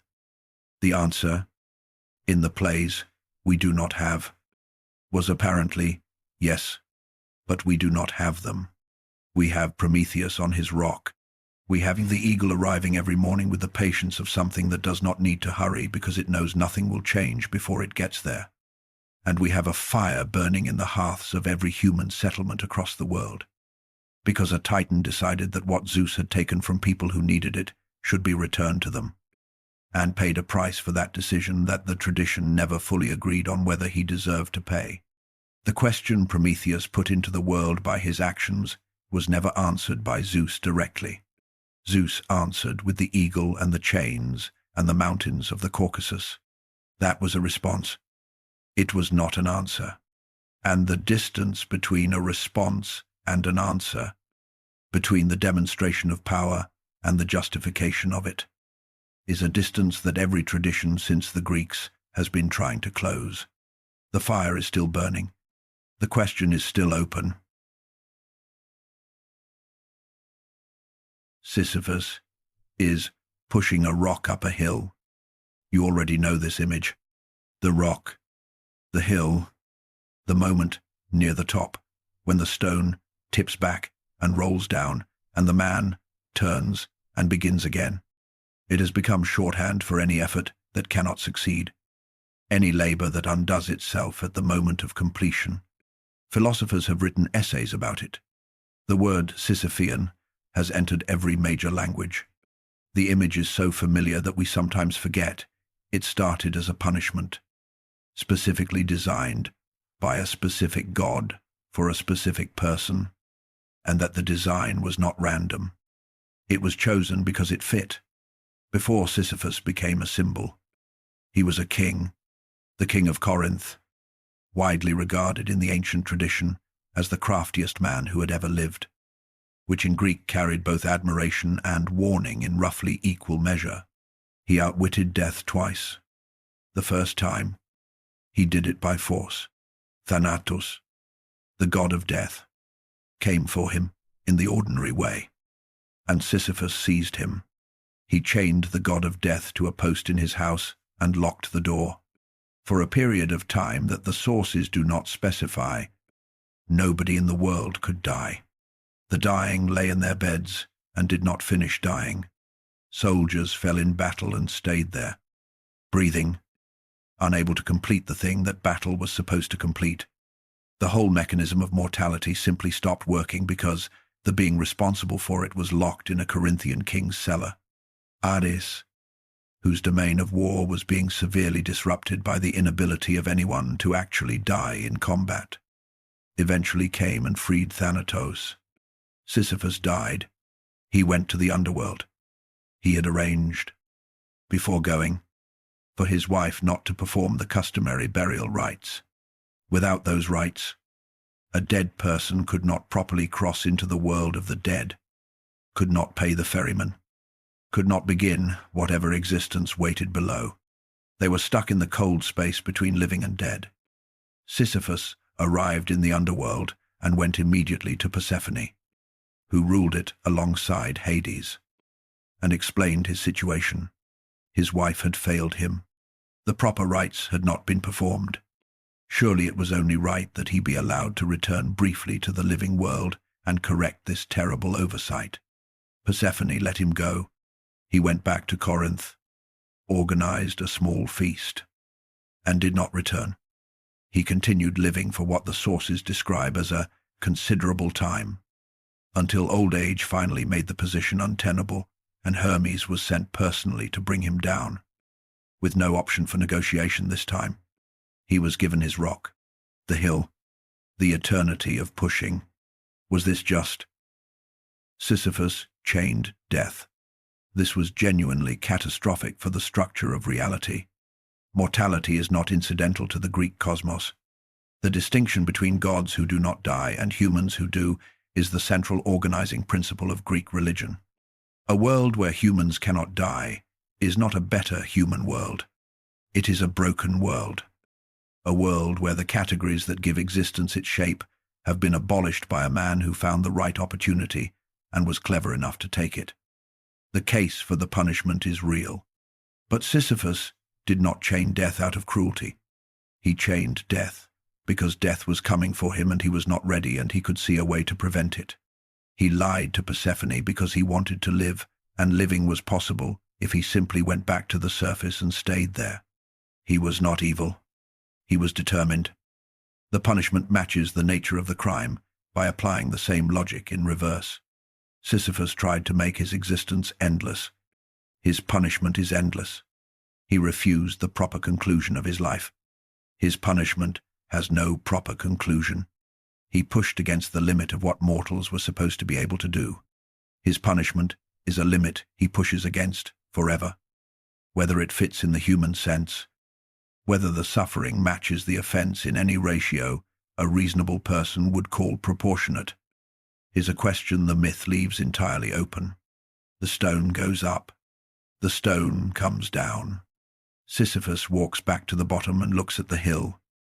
Lycaon ruled Arcadia, the mountainous central region of the Peloponnese that the Greeks associated with primal things, with the world before cities and laws and the more sophisticated arrangements of coastal civilization. He was, by some accounts, the first person in the mythology to practice human sacrifice. Zeus came to Arcadia in disguise. He arrived at Lycaon's palace, and the situation should have been straightforward. A divine king of the gods, even in human form, arriving at a mortal king's palace, triggered the laws of hospitality. Zeus, Shenius, The sacred obligation. You fed the stranger, sheltered them, did not ask questions until after they had eaten and rested. Lycaon had a different response. He wanted to test whether this stranger who claimed to be divine actually was. The test was specific and terrible. He killed a hostage and served the flesh to his guest.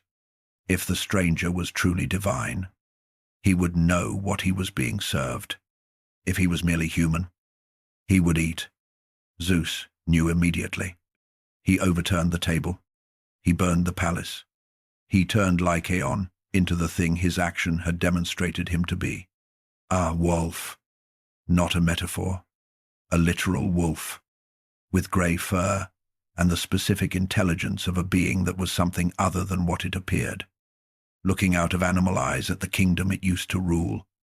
The logic of this transformation is not punishment in the sense of being made to suffer in proportion to an offense. It is closer to revelation. Lycaon had demonstrated through what he chose to do to his guest what he fundamentally was. Zeus did not change him into something he was not. He removed the layer of human appearance that had been covering what was already there. A man who treated other humans as meat was already closer to a predator than a person. The wolf was the truth made visible. Ixion was given everything. This is what makes his story different from the others and more uncomfortable in a way that tradition seems aware of without quite resolving. Lycaon tested Zeus from outside any circle of divine favor. Sisyphus outwitted cosmic mechanisms from the position of an ordinary mortal, however clever. But Ixion had been raised up. He had committed a terrible act before his elevation. He had killed his father-in-law, the man whose daughter he had married. When the other Greek kings refused to purify him for this killing because it was too strange and too serious, Zeus himself had taken him in, had purified him, had brought him to Olympus. Zeus gave him a seat at the divine table.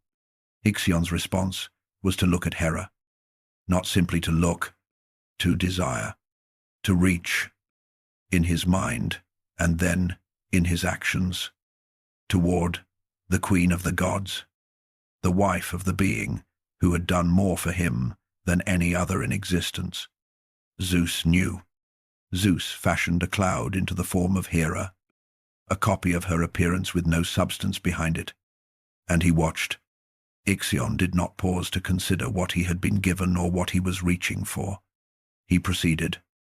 Zeus bound him to a wheel of fire, spinning endlessly, across the sky or through the underworld, depending on which tradition you follow.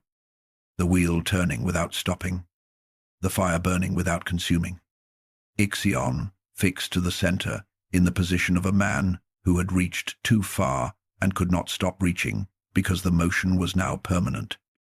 The cloud he had mistaken for Hera gave birth to the centaurs, half human and half horse, creatures that could not live fully in the human world or the animal world, beings caught between categories because they were the product of an act built entirely on a misapprehension. Ixion's children were made of his mistake. Now pull back from all three stories. Lycaon violated the sacred bond between host and guest. Sisyphus violated the sacred boundary between the living and the dead.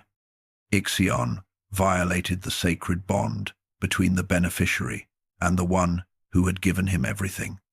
Zeus enforced all three. He enforced them with responses designed to be permanent, calibrated not to the human sense of what fit the offense, but to the structural sense of what the violation meant for the order of things.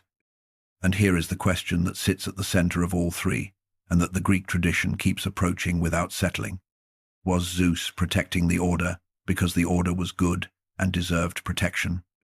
Or was Zeus protecting the order because it was his? And he was the kind of being who did not tolerate challenges to what was his. Those two motivations produce identical behavior in every case. They are distinguishable only by asking what would happen if the order itself were wrong. A Zeus who enforced order because it was good would refuse to enforce an order that was bad. A Zeus who enforced order because it was his would enforce it regardless. The myths do not give us a clean answer. They give us Lycaon becoming a wolf, Sisyphus pushing his stone, Ixion on his wheel, and they leave you to decide what those images mean about the being who put them there. It happened while he was sleeping. This detail changes everything about what follows. The challenges to Zeus's authority in Greek mythology are usually confrontational, open, the kind that happen in the light where everyone can see them. Lycaon tested him at a dinner table. Prometheus defied him in full knowledge of the consequences. Even the Titans, who had the most legitimate grievance of anyone, had done it across 10 years of open war. Hera, Poseidon, and Athena waited until Zeus was asleep. Then they brought the chains. Homer includes this in the Iliad almost as a parenthesis, the way Homer often includes things that would change everything if you stopped on them. Metis, the sea goddess and mother of Achilles, is explaining to her son why Zeus owes her a favor. She mentions that Hera and Poseidon and Athena once bound Zeus, chained him in his own bedroom while he slept, and that she had gone down to Tartarus and called up Briareus, one of the Hecatoncheires, the 100-handed beings that Zeus had freed at the beginning of the Titanomachy, and brought him to Olympus. The sight of Briareus sitting beside Zeus was enough to make the conspirators back away and release the chains and end the attempt. Homer says this and then moves on. But stop here. 3 of the most powerful beings in the Greek cosmos, 3 of the beings closest to Zeus in power and position and access, stood over him while he slept with chains in their hands. His wife, his brother, his daughter, not ancient enemies, not external threats. The 3 beings who sat nearest to him on Olympus, who had the most to gain from the stability of the order he represented, who were most thoroughly embedded in the structures his authority created and sustained. They had reasons. Hera's reasons need no elaboration after the previous chapters. She was the goddess of marriage, watching the god of everything make a sustained practice of disregarding marriage, and doing it from a position where the ordinary mechanisms for responding to that disregard were not available to her. The conspiracy was the most direct expression of that frustration that the structure of Olympus made possible. Poseidon's reasons were structural. He had never accepted the result of the lot as meaning what Zeus chose it to mean. He governed an ocean that covered most of the world. He could shake the earth with a gesture. He had fought in the Titanomachy alongside Zeus and contributed to the victory that the lot then distributed in a way that left him below the person who had proposed the lot. When the opportunity to change the distribution of power presented itself, it was not the kind of opportunity a being of Poseidon's nature set aside for reasons of sentiment. Athena's reasons are the most interesting and the least obvious. She was Zeus's daughter. She had come out of his head. Her existence was more literally connected to him than the existence of any other Olympian. And her domain of wisdom and just strategy was the domain most aligned with what Zeus claimed to represent. If anyone on Olympus had reason to be loyal to Zeus beyond political calculation, it should have been Athena, and yet she was there with the chains. The myths do not give her a speech explaining her reasoning. They simply place her in the conspiracy and leave that placement to speak. What it says, if you listen carefully, is something about the limits of family loyalty when the family member in question is doing something that violates the principles that family member is supposed to represent. Athena was the goddess of just strategy. Just strategy had a requirement. The strategy had to be just. When Zeus's behavior moved far enough from the principles he claimed to embody, Athena's loyalty to those principles may have outweighed her loyalty to the person. The conspiracy failed. Thetis brought Briareus, and Briareus sat beside the sleeping Zeus with his 100 hands visible, and the 3 conspirators made the calculation that the attempt was not going to succeed in the new situation, and they withdrew. Zeus woke up. He had been chained and then released before he came to consciousness. What he woke to was not the experience of imprisonment, but the knowledge that an attempt had been made. that three of the most powerful beings in existence had stood over him with chains in their hands, and that he was only free because Thetis had called in a favor from Tartarus at exactly the right moment. He responded to Hera. The punishment was severe and public, designed to demonstrate what happened to those who moved against him. She was suspended from the sky with golden chains and anvils attached to her ankles, unable to help anyone who needed help below. The other gods stood around and watched and could not bring themselves to free her, though they were distressed by what they saw. The message was received. But notice what Zeus did not do. He did not ask why. He did not look at the fact that his wife, his brother and his daughter had stood over him with chains, and use that fact as evidence that something in how he was ruling needed to be examined. He did not treat the conspiracy as information about the health of the arrangement at the top of which he sat. He treated it as a challenge to his authority, and he responded to it as a challenge to his authority, which meant the conditions that produced the challenge remained exactly as they had been. The punishment addressed the act. It did not address what had made the act feel necessary to three of the most powerful beings in the cosmos. Poseidon went back to his ocean. Athena went back to her domains of wisdom and craft and just strategy. Hera was lowered from the sky eventually, the anvils removed, the golden chains released, back to her position as Queen of Olympus and goddess of the institution that the King of Olympus continued to publicly represent and privately undermine. They did not try again. Not with chains, not with Briareus unavailable and the lesson of what had happened last time still fresh. But Poseidon would continue to act in ways that tested the boundaries of what Zeus's authority required him to accept, stopping not because he had submitted, but because he had calculated that the time was not yet right. Athena would continue to make decisions that reflected her own judgment rather than simply executing Zeus's preferences. Hera would continue to respond to Zeus's behavior in the ways that remained available to her. The conspiracy failed. What it revealed did not go away. Olympus was held together not by unity but by the careful management of competing interests that were strong enough to break the whole thing apart if they ever fully aligned against the center.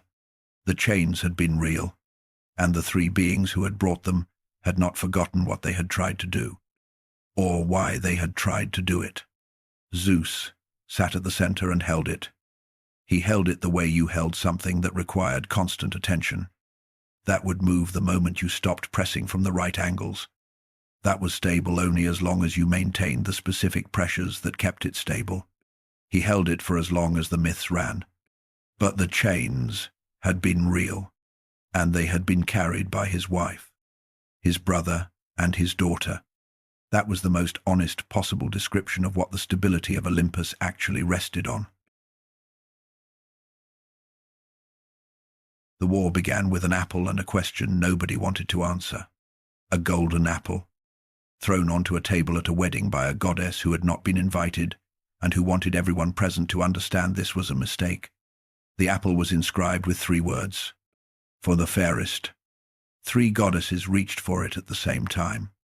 Hera, Athena, and Aphrodite each believed, with the specific confidence of beings who had never seriously considered the alternative, that the apple was meant for her.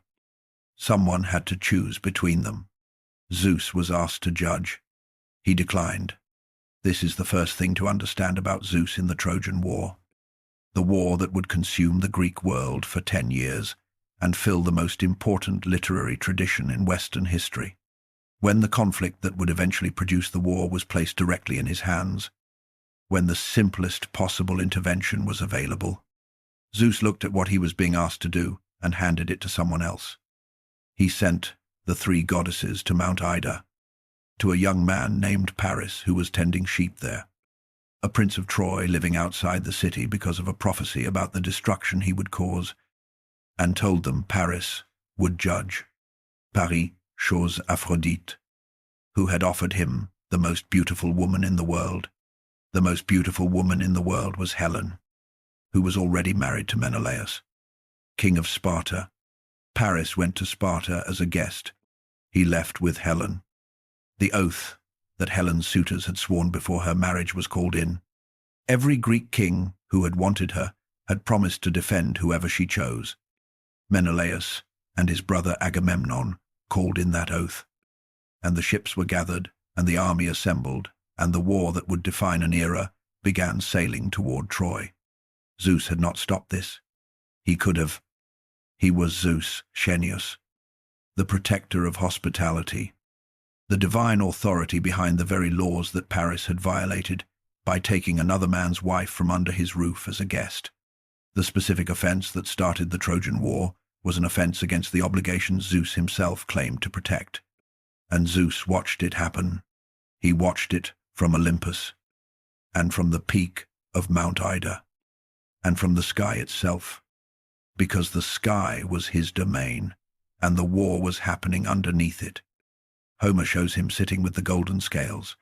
This image appears in the Iliad at the moments of greatest consequence, when the fate of a hero, or a battle, or the day itself hangs undecided. Zeus lifts the scales. He places the lot of one side on one pan, and the lot of the other on the other. He raises the balance and watches which side descends. The side that descends is the side that loses. He does not choose the outcome. He reads it, or he does choose it. And the scales are the instrument through which his choice is expressed in a form that feels like something larger than personal preference. The distinction matters enormously, because it determines what kind of being Zeus is. A Zeus who decides is a being with moral agency who can be held to account for his decisions. A Zeus who reads fate is something closer to a function, the mechanism through which an impersonal cosmic order expresses itself in events. Homer leaves both possibilities open and writes scenes that support both of them. There are scenes where Zeus declares what will happen, and it happens because he declared it. There are scenes where he picks up the scales, and his face shows something that looks like grief. There are scenes where other gods ask him to intervene, and he refuses, citing fate. There are scenes where he intervenes directly, sending specific outcomes to specific people in specific moments. He is not consistent, which is either the poem's most honest theological position or its most unresolved tension, depending on how you come to it. The gods of the Iliad are not unified in their loyalties. Hera and Athena support the Greeks, carrying whatever grievance the mythology assigns them against Troy and against the judgment Paris made on that hillside. Apollo and Ares support the Trojans. Aphrodite supports them for obvious reasons. Poseidon shifts according to his own calculations. Zeus officially holds himself above the conflict. In practice, he is constantly involved in it, because the beings who answer to him are constantly involved in it, and because what happens on the battlefield keeps touching things he cares about. He issues commands from Olympus. The other gods comply or evade compliance based on how closely he seems to be watching. He forbids intervention at specific moments. They intervene anyway. The management of Olympus during the Trojan War is a sustained negotiation between a king and a court full of beings who have their own interests and their own loyalties, and who test the limits of what his authority actually requires from them at every opportunity. This is Zeus at the height of his power. During the event, Homer considered the defining moment of the human world he was describing. And what the Iliad shows is a god doing something considerably more complicated than ruling. He is managing a system that has its own momentum, its own loyalties, its own logic that does not always respond to his preferences. He is managing gods who obey him just enough to avoid direct confrontation and ignore him just enough to pursue their own purposes. He is managing the question of where his will ends and the larger order begins. And underneath all of that management, he is watching a war that is killing people. Not abstractly, specifically. He knows Troy. He has connections to Troy. Ganymede, the most beautiful of mortals, had been taken from Troy to serve as cupbearer to the gods. Priam, the aged king of Troy who would watch his city burn and his sons die, had once been assisted by Zeus through divine intervention. The city itself had been built with divine help. He watched the city burn. He watched Hector die at the hands of Achilles, and Achilles die from an arrow guided by Apollo, and Priam walk alone through the Greek camp at night to ransom his son's body from the man who had killed him.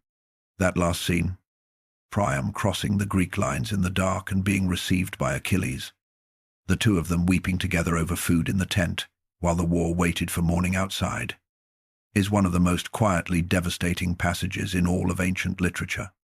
Zeus sent Hermes to make the crossing safe. That was his contribution to that night. He made it possible for an old man to walk through an army of enemies and be received by the man who had killed his son, and for the two of them to sit together in the exhausted grief of people who had lost everything and were still breathing.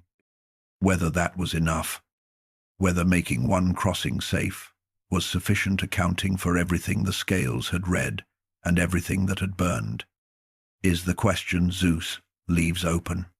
The scales do not answer questions like that. They only weigh. Zeus was watching when it happened. He was always watching, from the height of the sky or the peak of Ida, with the golden scales nearby and the knowledge of what was coming. That was either his own foreknowledge or fate's information passing through him. He saw Patroclus moving across the battlefield. Patroclus was fighting in Achilles' armor because Achilles had withdrawn from the war over an insult that had curdled into something larger, into a sustained refusal that was costing the Greeks every advantage they had built over 10 years of fighting. The sight of the armor from a distance was supposed to frighten the Trojans into thinking Achilles had returned. It was working. Patroclus was cutting through the Trojan lines with the momentum of a man spending someone else's reputation at full value. Sarpedon was in those lines. Sarpedon was the son of Zeus and a mortal woman, which gave him divine blood, but not a divine nature. Power beyond the ordinary, but not beyond the reach of what an extraordinary opponent could do on an extraordinary day. He was king of Lycia. He had come to Troy not because the city was his cause in any simple sense, but because he had said something to his companion Glaucon before a particularly dangerous moment in the fighting that Homer recorded and that survived because it stated something true in a way that stayed true across centuries. He had said that the reason men of position fought at the front was not abstract courage. It was accountability. They received the finest seats and the finest wine and the respect of the people they ruled. Those people believed that the privileges the powerful received were connected to the risks the powerful took. Remove the risk. Keep the privilege. And the whole arrangement collapsed into what it actually was without the courage, which was simply the powerful taking from the less powerful and calling it order. He said they had to fight at the front because the front was the cost of everything else. This was wisdom that the mythology chose to place in the mouth of a man who was about to die, which is how wisdom often appears in Greek literature. It arrives at the moment when it can be demonstrated rather than simply stated. Patroclus and Sarpedon met on the battlefield. Zeus saw it coming. Homer gives us the moment directly, with a specificity that is unusual even in a poem full of specific moments. Zeus said to Hera that Sarpedon was fated to be killed by Patroclus. He said he was considering whether to take him away from the battle, set him down in Lycia, let him live. He said this out loud to his wife, who was not sympathetic. Hera's response was not cruel.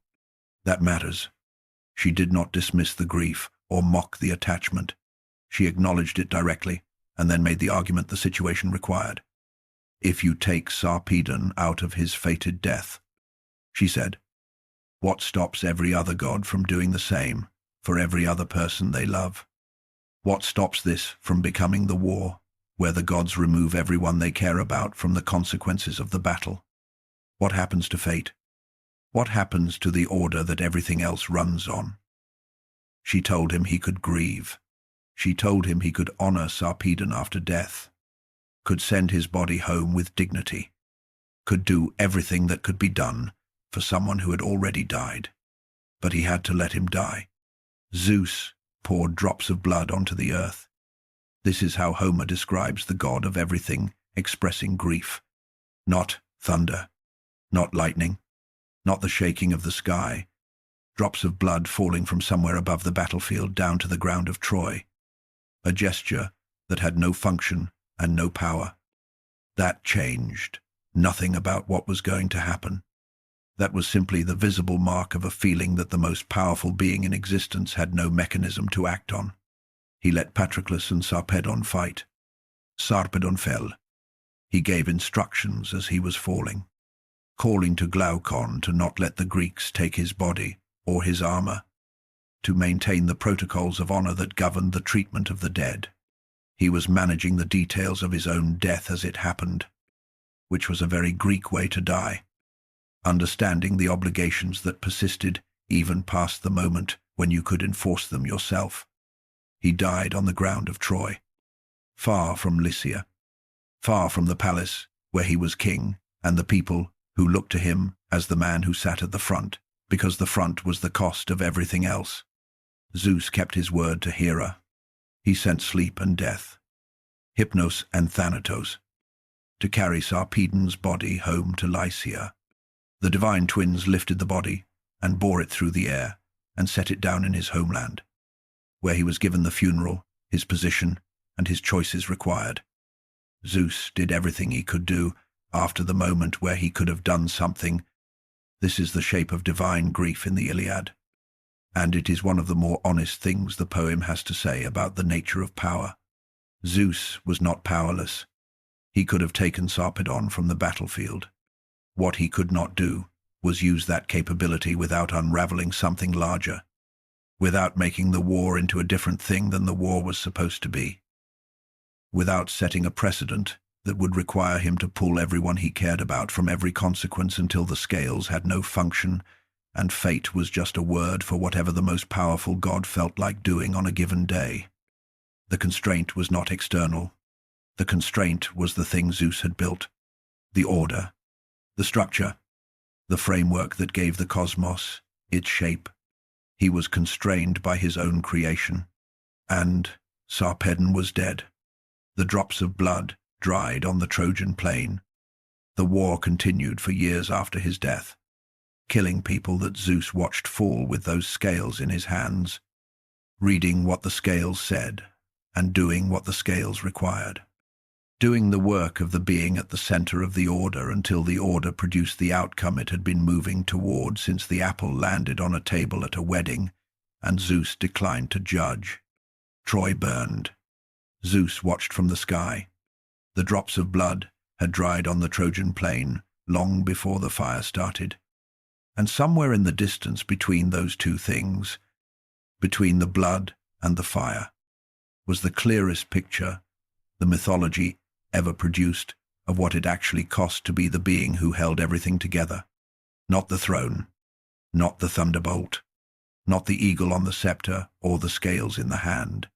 The cost was this: you watched the people you loved die because the system you built required it, and then you sent their bodies home, and then you kept watching. The night before the wedding of Peleus and Thetis, Zeus made a decision that looks like a withdrawal. Thetis was a sea goddess, daughter of Nereus, one of the old divine beings who predated the Olympian order. She was beautiful in the way that things you could not quite categorize were sometimes beautiful, connected to something the sea had before the lot was cast and the universe was divided into domains. Zeus wanted Thetis. Poseidon wanted Thetis. And then both of them stopped, because a prophecy said that Thetis was destined to bear a son who would be greater than his father. Greater than his father, the same words, in different form, that had been following the divine bloodline since before Zeus was born. The words that had made Cronus swallow his children. The words that Zeus had spent his entire reign learning to navigate around. He heard them and stepped back from Thetis immediately. Poseidon did the same. They arranged for Thetis to marry Peleus. a mortal king, which would ensure that whatever son she bore would be great in mortal terms, and no greater, would have the ceiling that mortality placed on all human achievement, would be magnificent and limited, and would die. Achilles was the result. The greatest warrior the Greek world had ever seen, the person whose death was predicted before his birth, and who chose a short, glorious life over a long, ordinary one with full awareness of what that choice meant. The one whose rage and grief and fury at Troy filled the most important poem the ancient world produced. Zeus had navigated the prophecy. He had found the exit, the path through the predicted outcome that avoided the specific version he most feared. He would not have a son by Thetis, who surpassed him. That son would be born to a mortal father and would surpass all mortals, which posed no structural threat to Olympus. He had been clever about it. Now, look at what his cleverness produced. Achilles surpassed Zeus in the one thing the Greek tradition cared most about in the end.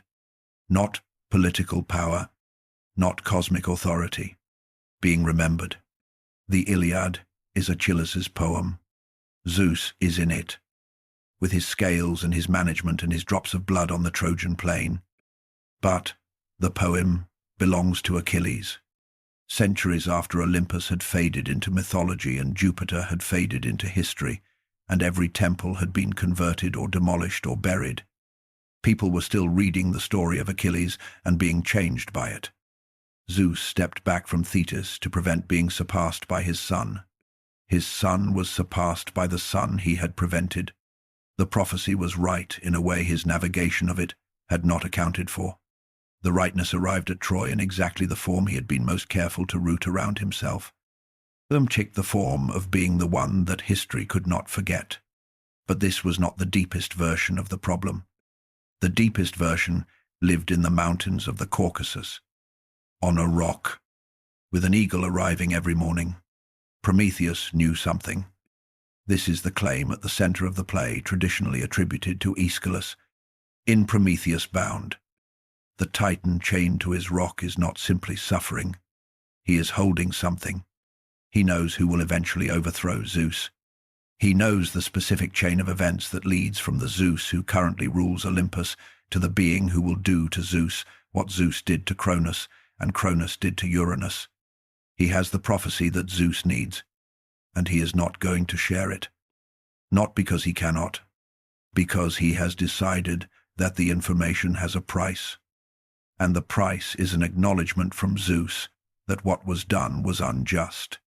The eagle can come every morning. The liver can grow back every night. Prometheus has been inside the stomach of Cronus. He knows what it means to endure something that should not be endurable. He has resources of patience that Zeus did not anticipate when he designed the punishment.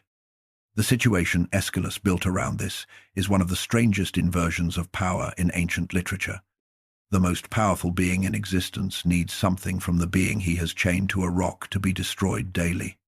The tortured being has leverage. The question of who will move first, and what that movement will require, is the question the play exists to ask. Aeschylus wrote a trilogy. 2 of the 3 plays are lost. We have Prometheus Bound and the knowledge that in the plays that followed, something changed. Prometheus was freed. The eagle stopped coming. The chains were removed. What Zeus did or said or became in order for that to happen, we do not know. The texts are gone. What we have is the question they were building toward. Can the being at the top of a power structure be brought to acknowledge what it has done wrong by someone who has nothing left to lose except the truth? The answer, in the plays we do not have, was apparently yes. But here is what the lost ending and the Thetis story and the entire architecture of Zeus's reign have in common, when you pull back far enough to see all of them at once. Zeus had done everything the logic of power made available to him. He swallowed Metis to prevent the threatening child. He stepped back from Thetis to prevent the son who would surpass him. He chained Prometheus to prevent the information he could not control from circulating freely. He managed Olympus with the specific intelligence of a being who had learned in a cave on Crete that understanding a system was the prerequisite for surviving it, and he was still sitting across from the same unresolvable situation that had destroyed Uranus and destroyed Cronus. The pattern did not ask for his cooperation. It operated through him whether he cooperated or not. The cleverness he brought to navigating it just meant the pattern arrived in forms he had not anticipated, through channels he had not thought to close. Achilles instead of a direct son. The lost ending of the Prometheus trilogy, the question still open instead of settled. Now look at all of it together. The swallowing of Metis, stepping back from Thetis, chaining Prometheus, letting Sarpedon die, managing Olympus against conspiracies from inside his own family, sitting with the golden scales over Troy and reading what fate required and implementing it even when what fate required was things he did not want to give. This is the reign of Zeus in its full shape. Not a tyrant who destroyed everything he touched, not a liberator who fulfilled every promise his early story made. Something more complicated and more human than either of those things, even though he was a god, a being who had survived the worst that the previous generation of power could do to him, who had built something genuinely better than what came before, who had then spent the rest of his reign being slowly, systematically shaped by the same fears that had shaped the people he replaced. Cronus had not left Zeus when Zeus put him in Tartarus. He had stayed. He had become the logic that Zeus used when the situation felt threatening enough. Not the cruelty, not the stomach, but the underlying calculation, the thing that might surpass me, must be contained. Zeus was smarter about it than Cronus. He was more sophisticated, more targeted, more aware of the specific nature of each threat, rather than responding to the general category of threat that children represented. But he was still using the same logic, and the pattern that logic was part of had not ended with Cronus in Tartarus. It was still going. The prophecy had not left. It had just gotten quieter. And quiet things, in the Greek tradition, were not gone. Things, they were waiting things. Phidias stood in his workshop in Olympia and thought about a problem that no technical skill could solve. He had built the statue of Athena inside the Parthenon in Athens, the great figure that stood 12 meters tall inside the temple, gleaming with gold and ivory over a wooden frame. The goddess of wisdom made physical by the most technically accomplished sculptor of his generation. He knew how to build divine figures at a scale that made people stop in doorways and forget whatever they had been thinking about. What he was trying to solve now was different. He was trying to answer a question about what absolute authority looked like when it was simply present, not throwing lightning, not sitting in judgment, not balancing the scales over a battlefield, just being what it was. What did Zeus look like at rest? The answer Phidias arrived at, somewhere in the 430s before the Common Era, became one of the most famous images the ancient world produced. The statue of Zeus at Olympia was listed among the 7 wonders of the ancient world, a designation the Greeks and Romans applied to things that exceeded the ordinary category of impressive and entered the category of things that changed what you understood to be possible. Zeus was seated. This was the first and most important decision. A standing Zeus would have been Zeus about to act. Zeus as force about to be applied. A seated Zeus was something different. Settled. Present. The authority that did not need to demonstrate itself because it was what it was, regardless of whether it was demonstrating anything. The throne was cedar, inlaid with gold and ivory and ebony and precious stones, decorated with figures that made the throne itself a complete world in miniature, supporting the figure above it. Zeus was made from gold and ivory over a wooden frame, the same technique Phidias had used for Athena but larger, more present in the way that things are more present when they are larger than any ordinary frame of reference you have for them. Approximately 12 to 13 meters from the base of his throne to the top of his head, the ceiling of the temple had been built to accommodate him rather than the other way around. which meant the ceiling sat very close to his head, which meant that visitors standing at the entrance looking in had the experience of a figure that was right at the edge of what the structure around it could contain. This was not an accident. A Zeus who fit comfortably inside his temple would have been a Zeus appropriately scaled to the human world. The Zeus that Phidias built was a Zeus who barely fit, who occupied the space of the temple so fully that the temple seemed, in retrospect, to have been designed as a container for something slightly too large for any container. His right hand held Nike, the goddess of victory, a figure made at human scale, which created the effect of making you understand just how large the hand holding her was, and therefore just how large the being that hand belonged to. His left hand held a scepter, and on the scepter sat an eagle. The eagle did not need to be flying if Zeus was present. It sat as Zeus sat, because presence was its own form of power, and the eagle understood this the same way Zeus did. The ancient writer Pausanias, recording his travels through Greece in the 2nd century of the Common Era, wrote that the statue made you forget everything, your problems, your griefs, whatever you had brought with you from the world outside. You walked through the door and looked at it, and the weight of being a person in a difficult world lifted, at least for the moment of looking, because you were in the presence of something that made being a person in a difficult world seem temporarily comprehensible. People came to Olympia every 4 years for the games. The games in the ancient world were not simply athletic competition. They were a religious event, held in honor of Zeus, at his sanctuary, in the shadow of his temple.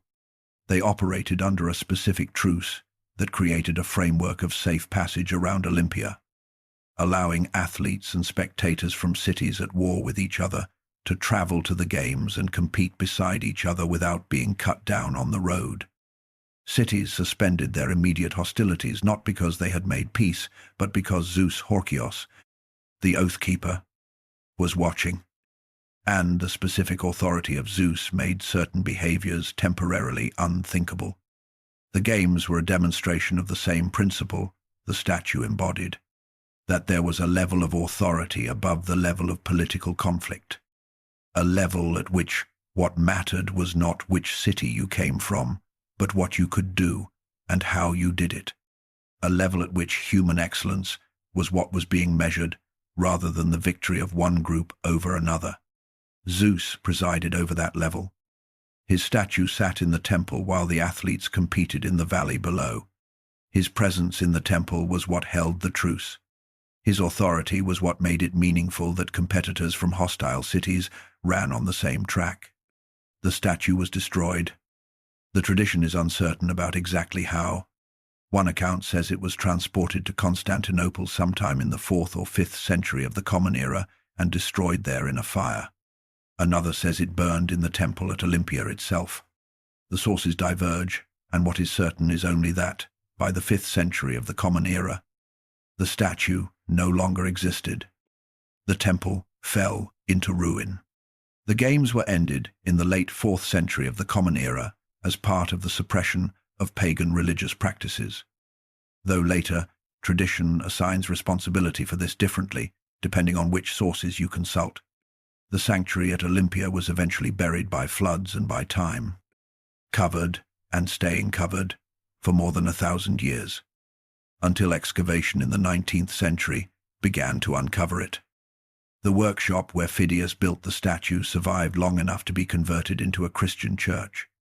The tools found there, identified in the 20th century, matched the technique and the period of the statue, which meant that the room where the god of everything had been assembled from wood and gold and ivory had been standing for roughly 2 millennia before it was properly identified.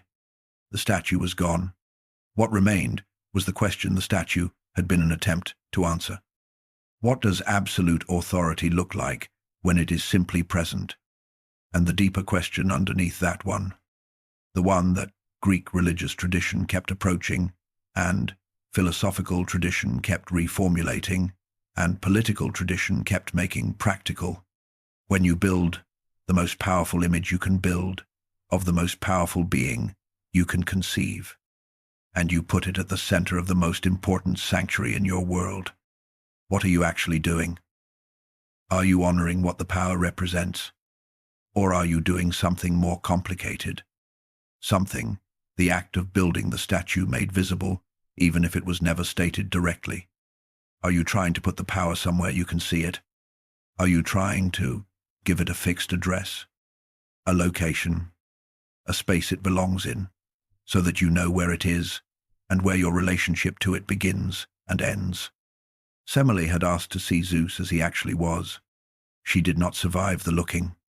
Phidias spent years building an answer to the same question that was designed to let you survive it. He made Zeus seated. He made him present, but contained. He made him large enough to be overwhelming, but placed inside a structure that gave the overwhelming thing a frame. He made it possible to stand in the doorway and look at the face of power without being destroyed by what you saw. That was the gift. The statue is gone now. The question it was built to hold is not. The Romans did not conquer Greece all at once. They did it the way powerful things often absorbed other powerful things, gradually and then completely, in a process that looked from the outside like military and political expansion and looked from the inside like something more complicated. The specific encounter between a civilization that had built an empire and a civilization that had built a way of thinking about everything. Rome won the battles. Greece won the argument about what the battles meant. By the 2nd century before the Common Era, educated Romans were sending their sons to Athens to study. They were reading Homer in the original language and commissioning translations of the tragedies and filling their houses with Greek sculpture and hiring Greek tutors for their children and doing what every dominant civilization did when it encountered a subordinate civilization it could not fully dismiss. They absorbed it as thoroughly as possible while maintaining the political fiction of having conquered it. And in the middle of that absorption, something happened to Zeus. He became Jupiter, or more precisely, Jupiter, who had always existed in Roman religion as the sky god, the father of gods and men, the holder of the thunderbolt, was identified with Zeus, and the two traditions were folded into each other in the way that Roman religious practice handled the gods of peoples it encountered. The Romans had a name for this practice: interpretatio Romana, the Roman interpretation, the recognition that in foreign divine figures they were seeing the same beings they already worshipped under different names. But Jupiter was not Zeus with a Latin name. He was an ancient Italian deity, with deep roots in the religious life of the Italian peninsula, who had been receiving worship long before Rome decided to build an empire. When Zeus and Jupiter were identified with each other, the result was not one absorbing the other, but something that carried the weight of both and the specific character of neither entirely. Jupiter, Optimus, Maximus, Jupiter best and greatest, was the supreme deity of the Roman state. His temple, on the Capitoline Hill in Rome, was the symbolic center of Roman power, the place where victorious generals went after their triumphs to give thanks, the divine address of the empire itself. He was not simply Zeus with a different flag. He was the being through whom Rome understood its own authority as something larger than mere force. The Jupiter that emerged from the identification was more formal than Zeus, more institutional, less personally involved in the drama of individual mortals, more committed to the functioning of the state as the vehicle through which divine order expressed itself in the world. Zeus, in Greek religion, was capable of tremendous personal investment, capable of grief over Sarpedon and desire and anger at specific people who had offended him. Jupiter, in his Roman expression, was more distant, more interested in Rome as a collective project than in individual Romans as individual people. He was the divine guarantor of the idea of Rome. This was a different kind of divine function than Zeus had exercised in Greece, or at least a more concentrated version of the function that Zeus Polyus had exercised in individual Greek cities, scaled up to encompass an empire that stretched from Britain to the edges of Mesopotamia and that needed a divine authority commensurate with its size. The Roman emperors understood this and worked with it. Julius Caesar claimed descent from Venus, connecting him through the Trojan lineage to the Greek mythological world and to the divine genealogies that Homer had made authoritative. Augustus, the first emperor, in the formal sense, wrapped himself in imagery that positioned him as the earthly representative of Jupiter's order, the man through whom divine will for Rome expressed itself in political form. Later emperors would sometimes be more direct about the connection, positioning themselves not as representatives of Jupiter, but as something closer to Jupiter, made human, the divine principle of authority embodied in the person of the ruler. The Greek tradition had been more careful about this distinction.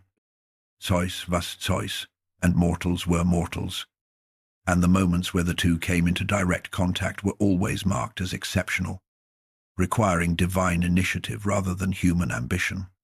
A mortal who reached for divine status in the Greek tradition was reaching for hubris, for the specific transgression that put you in the same category as Sisyphus and Ixion, and the others, who had decided the boundary between human and divine, was negotiable. Rome was more comfortable with the blurring. This difference between the Greek and Roman relationships to divine authority tells you something important about what happened to Zeus when he became Jupiter. He became more useful to power.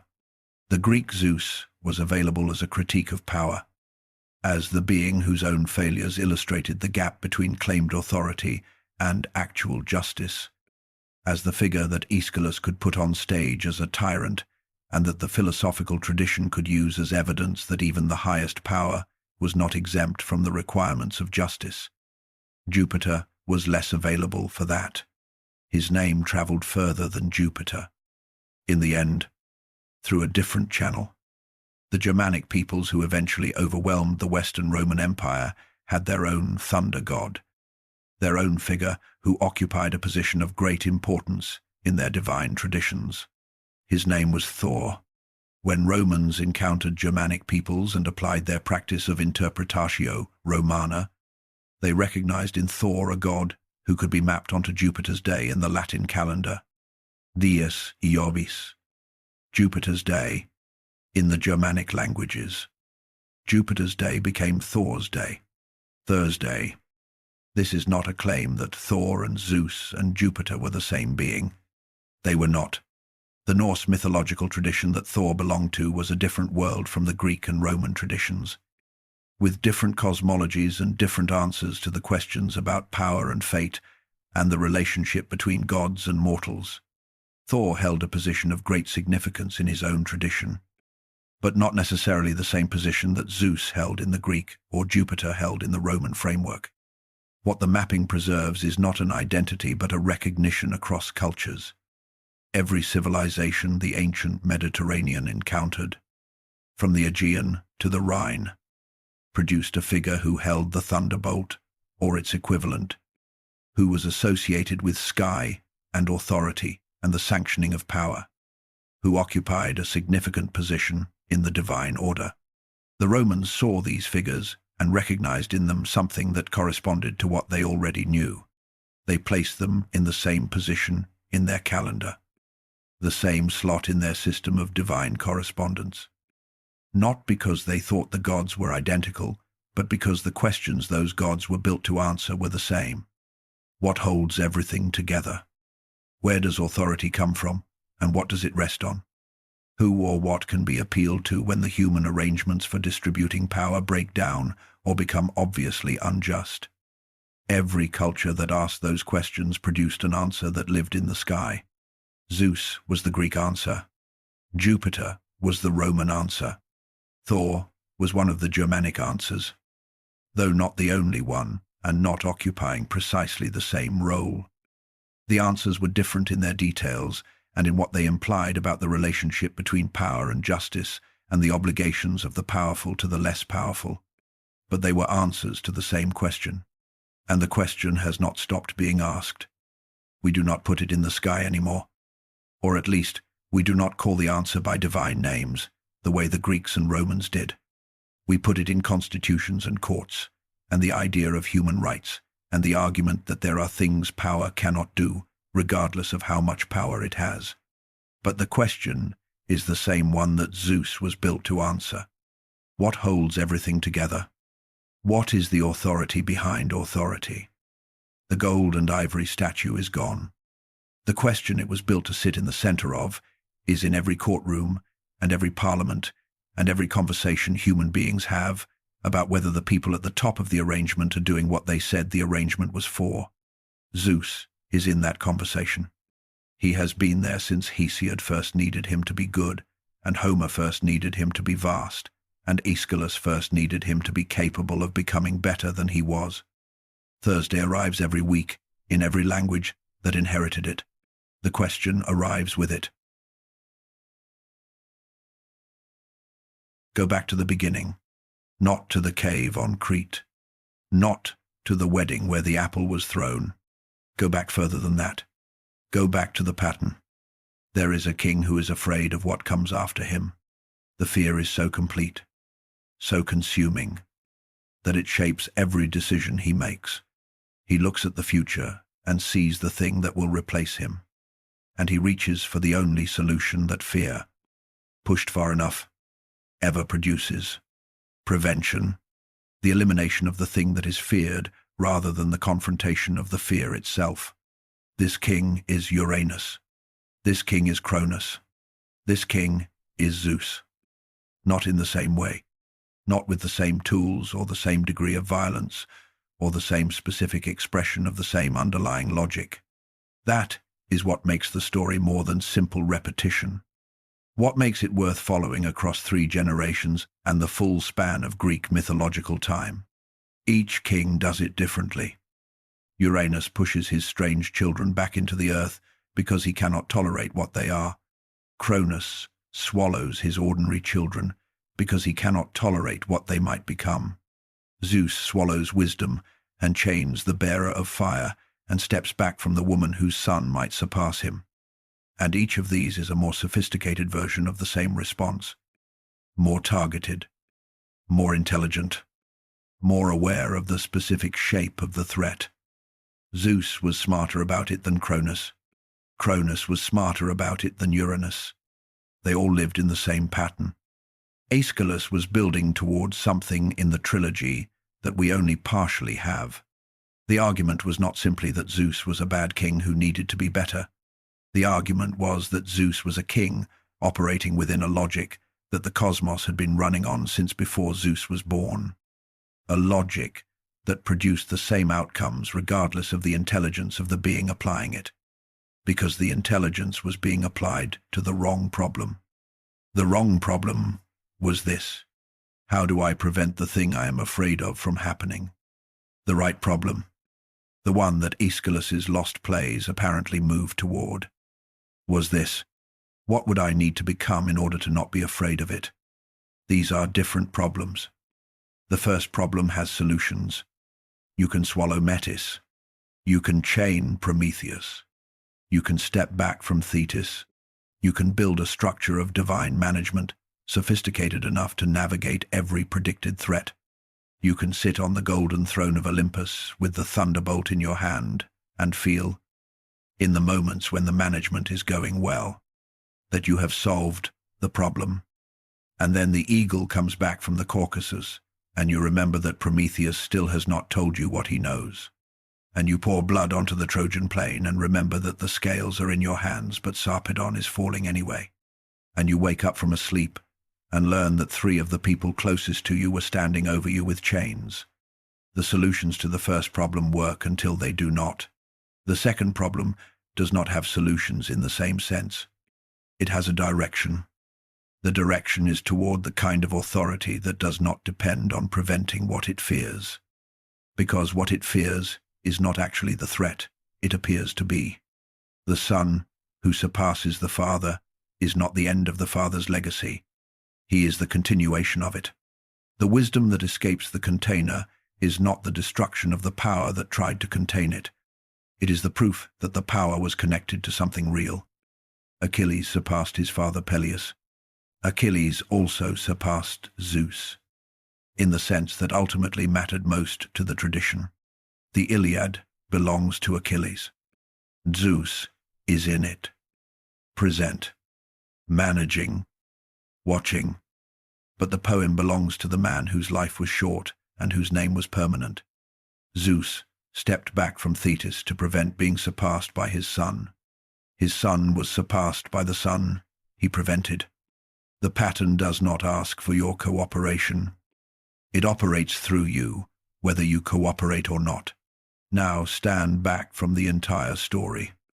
From the cave on Crete, and the poison in the cup, and the 10 years of war, and the thunderbolt received from the Cyclopes, and the lots cast for the universe, and the argument about justice that Hesiod built a poem around, and the golden scales over Troy, and the drops of blood on the plain, and Prometheus on his rock, and Sarpedon going home to Lycia, and the statue in the temple at Olympia, and Jupiter on the Capitoline Hill, and Thursday arriving every week in every language that inherited the question. Stand back from all of it and ask what 3 men across 3 centuries of Greek thought were really asking when they told different stories about the same god. Hesiod needed Zeus to be the end of the devouring, the liberation that held, the father who did not eat his children. He needed that because he lived in a world that felt arbitrary and brutal, and he needed to believe that the power at the top of the arrangement was moving toward justice, even if it had not arrived yet. Homer needed Zeus to be the weight of everything, the being large enough to hold the scales steady when everything on the scales was suffering and dying. He needed Zeus to be the reason the universe was tragic rather than simply random, because tragic meant that what happened had meaning, even when the meaning was terrible. Aeschylus needed Zeus to be the king who was still becoming, who had the capacity to learn what Cronus and Uranus had not learned, to move from the logic of prevention to the logic of transformation, to become the god of justice rather than simply the god who had put his name on justice. He needed that because Athens was trying to build something new and needed to believe that power could evolve without the cosmos falling apart. 3 different needs, 3 different Zeus. And then the thing that all 3 of them were circling, the thing that the argument between them produces, when you follow it long enough. The story of Zeus is the story human beings tell when they are trying to think about what power is for. Not what it does, what it is for. Power that is only for itself, that uses the future as a problem to be managed rather than a continuation to be made possible, that builds its stability on the containment of what it fears. That power is Cronus. That power is Uranus. That power is Zeus in the modes that Aeschylus was identifying when he put the chains on Prometheus and showed the audience that the king of the gods needed something that the prisoner could withhold. Power that is for something beyond itself, that understands the Son who surpasses the Father as the continuation of the Father rather than the replacement of him, that can look at the question Prometheus is asking and recognize it as a legitimate question deserving a genuine answer. That power is what Aeschylus's lost plays were apparently moving toward. We do not have those plays. We have the question they were building the answer to. We have it in every institution built around the idea that power should answer for itself. In every legal tradition that argued there were things the powerful could not do, regardless of their power. In every political philosophy that tried to articulate what made authority legitimate, rather than simply what made it effective. We have it in the chains that Hera and Poseidon and Athena carried to the bedroom of a sleeping king, in the 100 hands of Briareus that made the chains irrelevant, in the question the conspiracy raised, without answering. We have it in the golden scales over Troy and the drops of blood on the Trojan plain. Zeus began as a child that a father tried to prevent from existing. He ended as a father afraid of the children he had made. And between those 2 points, in the long middle of his reign that the Greeks spent centuries examining, there is the fullest picture the ancient world produced, of the thing that human societies have always needed to think about and have never fully resolved. What does power owe? Hesiod said it owed order, the end of the devouring, the structure that made planting and harvesting and keeping promises possible. Homer said it owed honesty, the willingness to hold the scales without pretending they were not scales. Aeschylus said it owed growth, the capacity to move from the logic that Cronus used into something that deserved the name it had claimed for itself, which was justice. 3 answers, 1 question, the same question that brought you here, through 20 chapters of a story that is still going. That did not end when the last temple to Zeus was closed, or the last sacrifice was offered, or Thursday stopped, meaning what it once meant to the people who named it.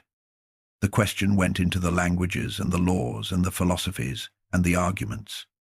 And it is there now, in the 21st century, being asked by people who may not know they are asking it in the same terms that Hesiod and Homer and Aeschylus used. What does power owe? Zeus did not answer it. He was the question made into a story. A question that the people who needed to ask it made large enough to see from a distance. Large enough that you could find your way back to it when you were lost. Large enough that even when the statue was gone and the temple was a ruin, and the language that first named it had become the property of scholars rather than the living speech of living people, the question remained, sitting where the gold and ivory god used to sit, waiting for the next person who needed to look at it and understand that what they were really looking at was themselves and the world they were trying to make, and the distance between those two things, that was still, always, the distance everything depended on closing.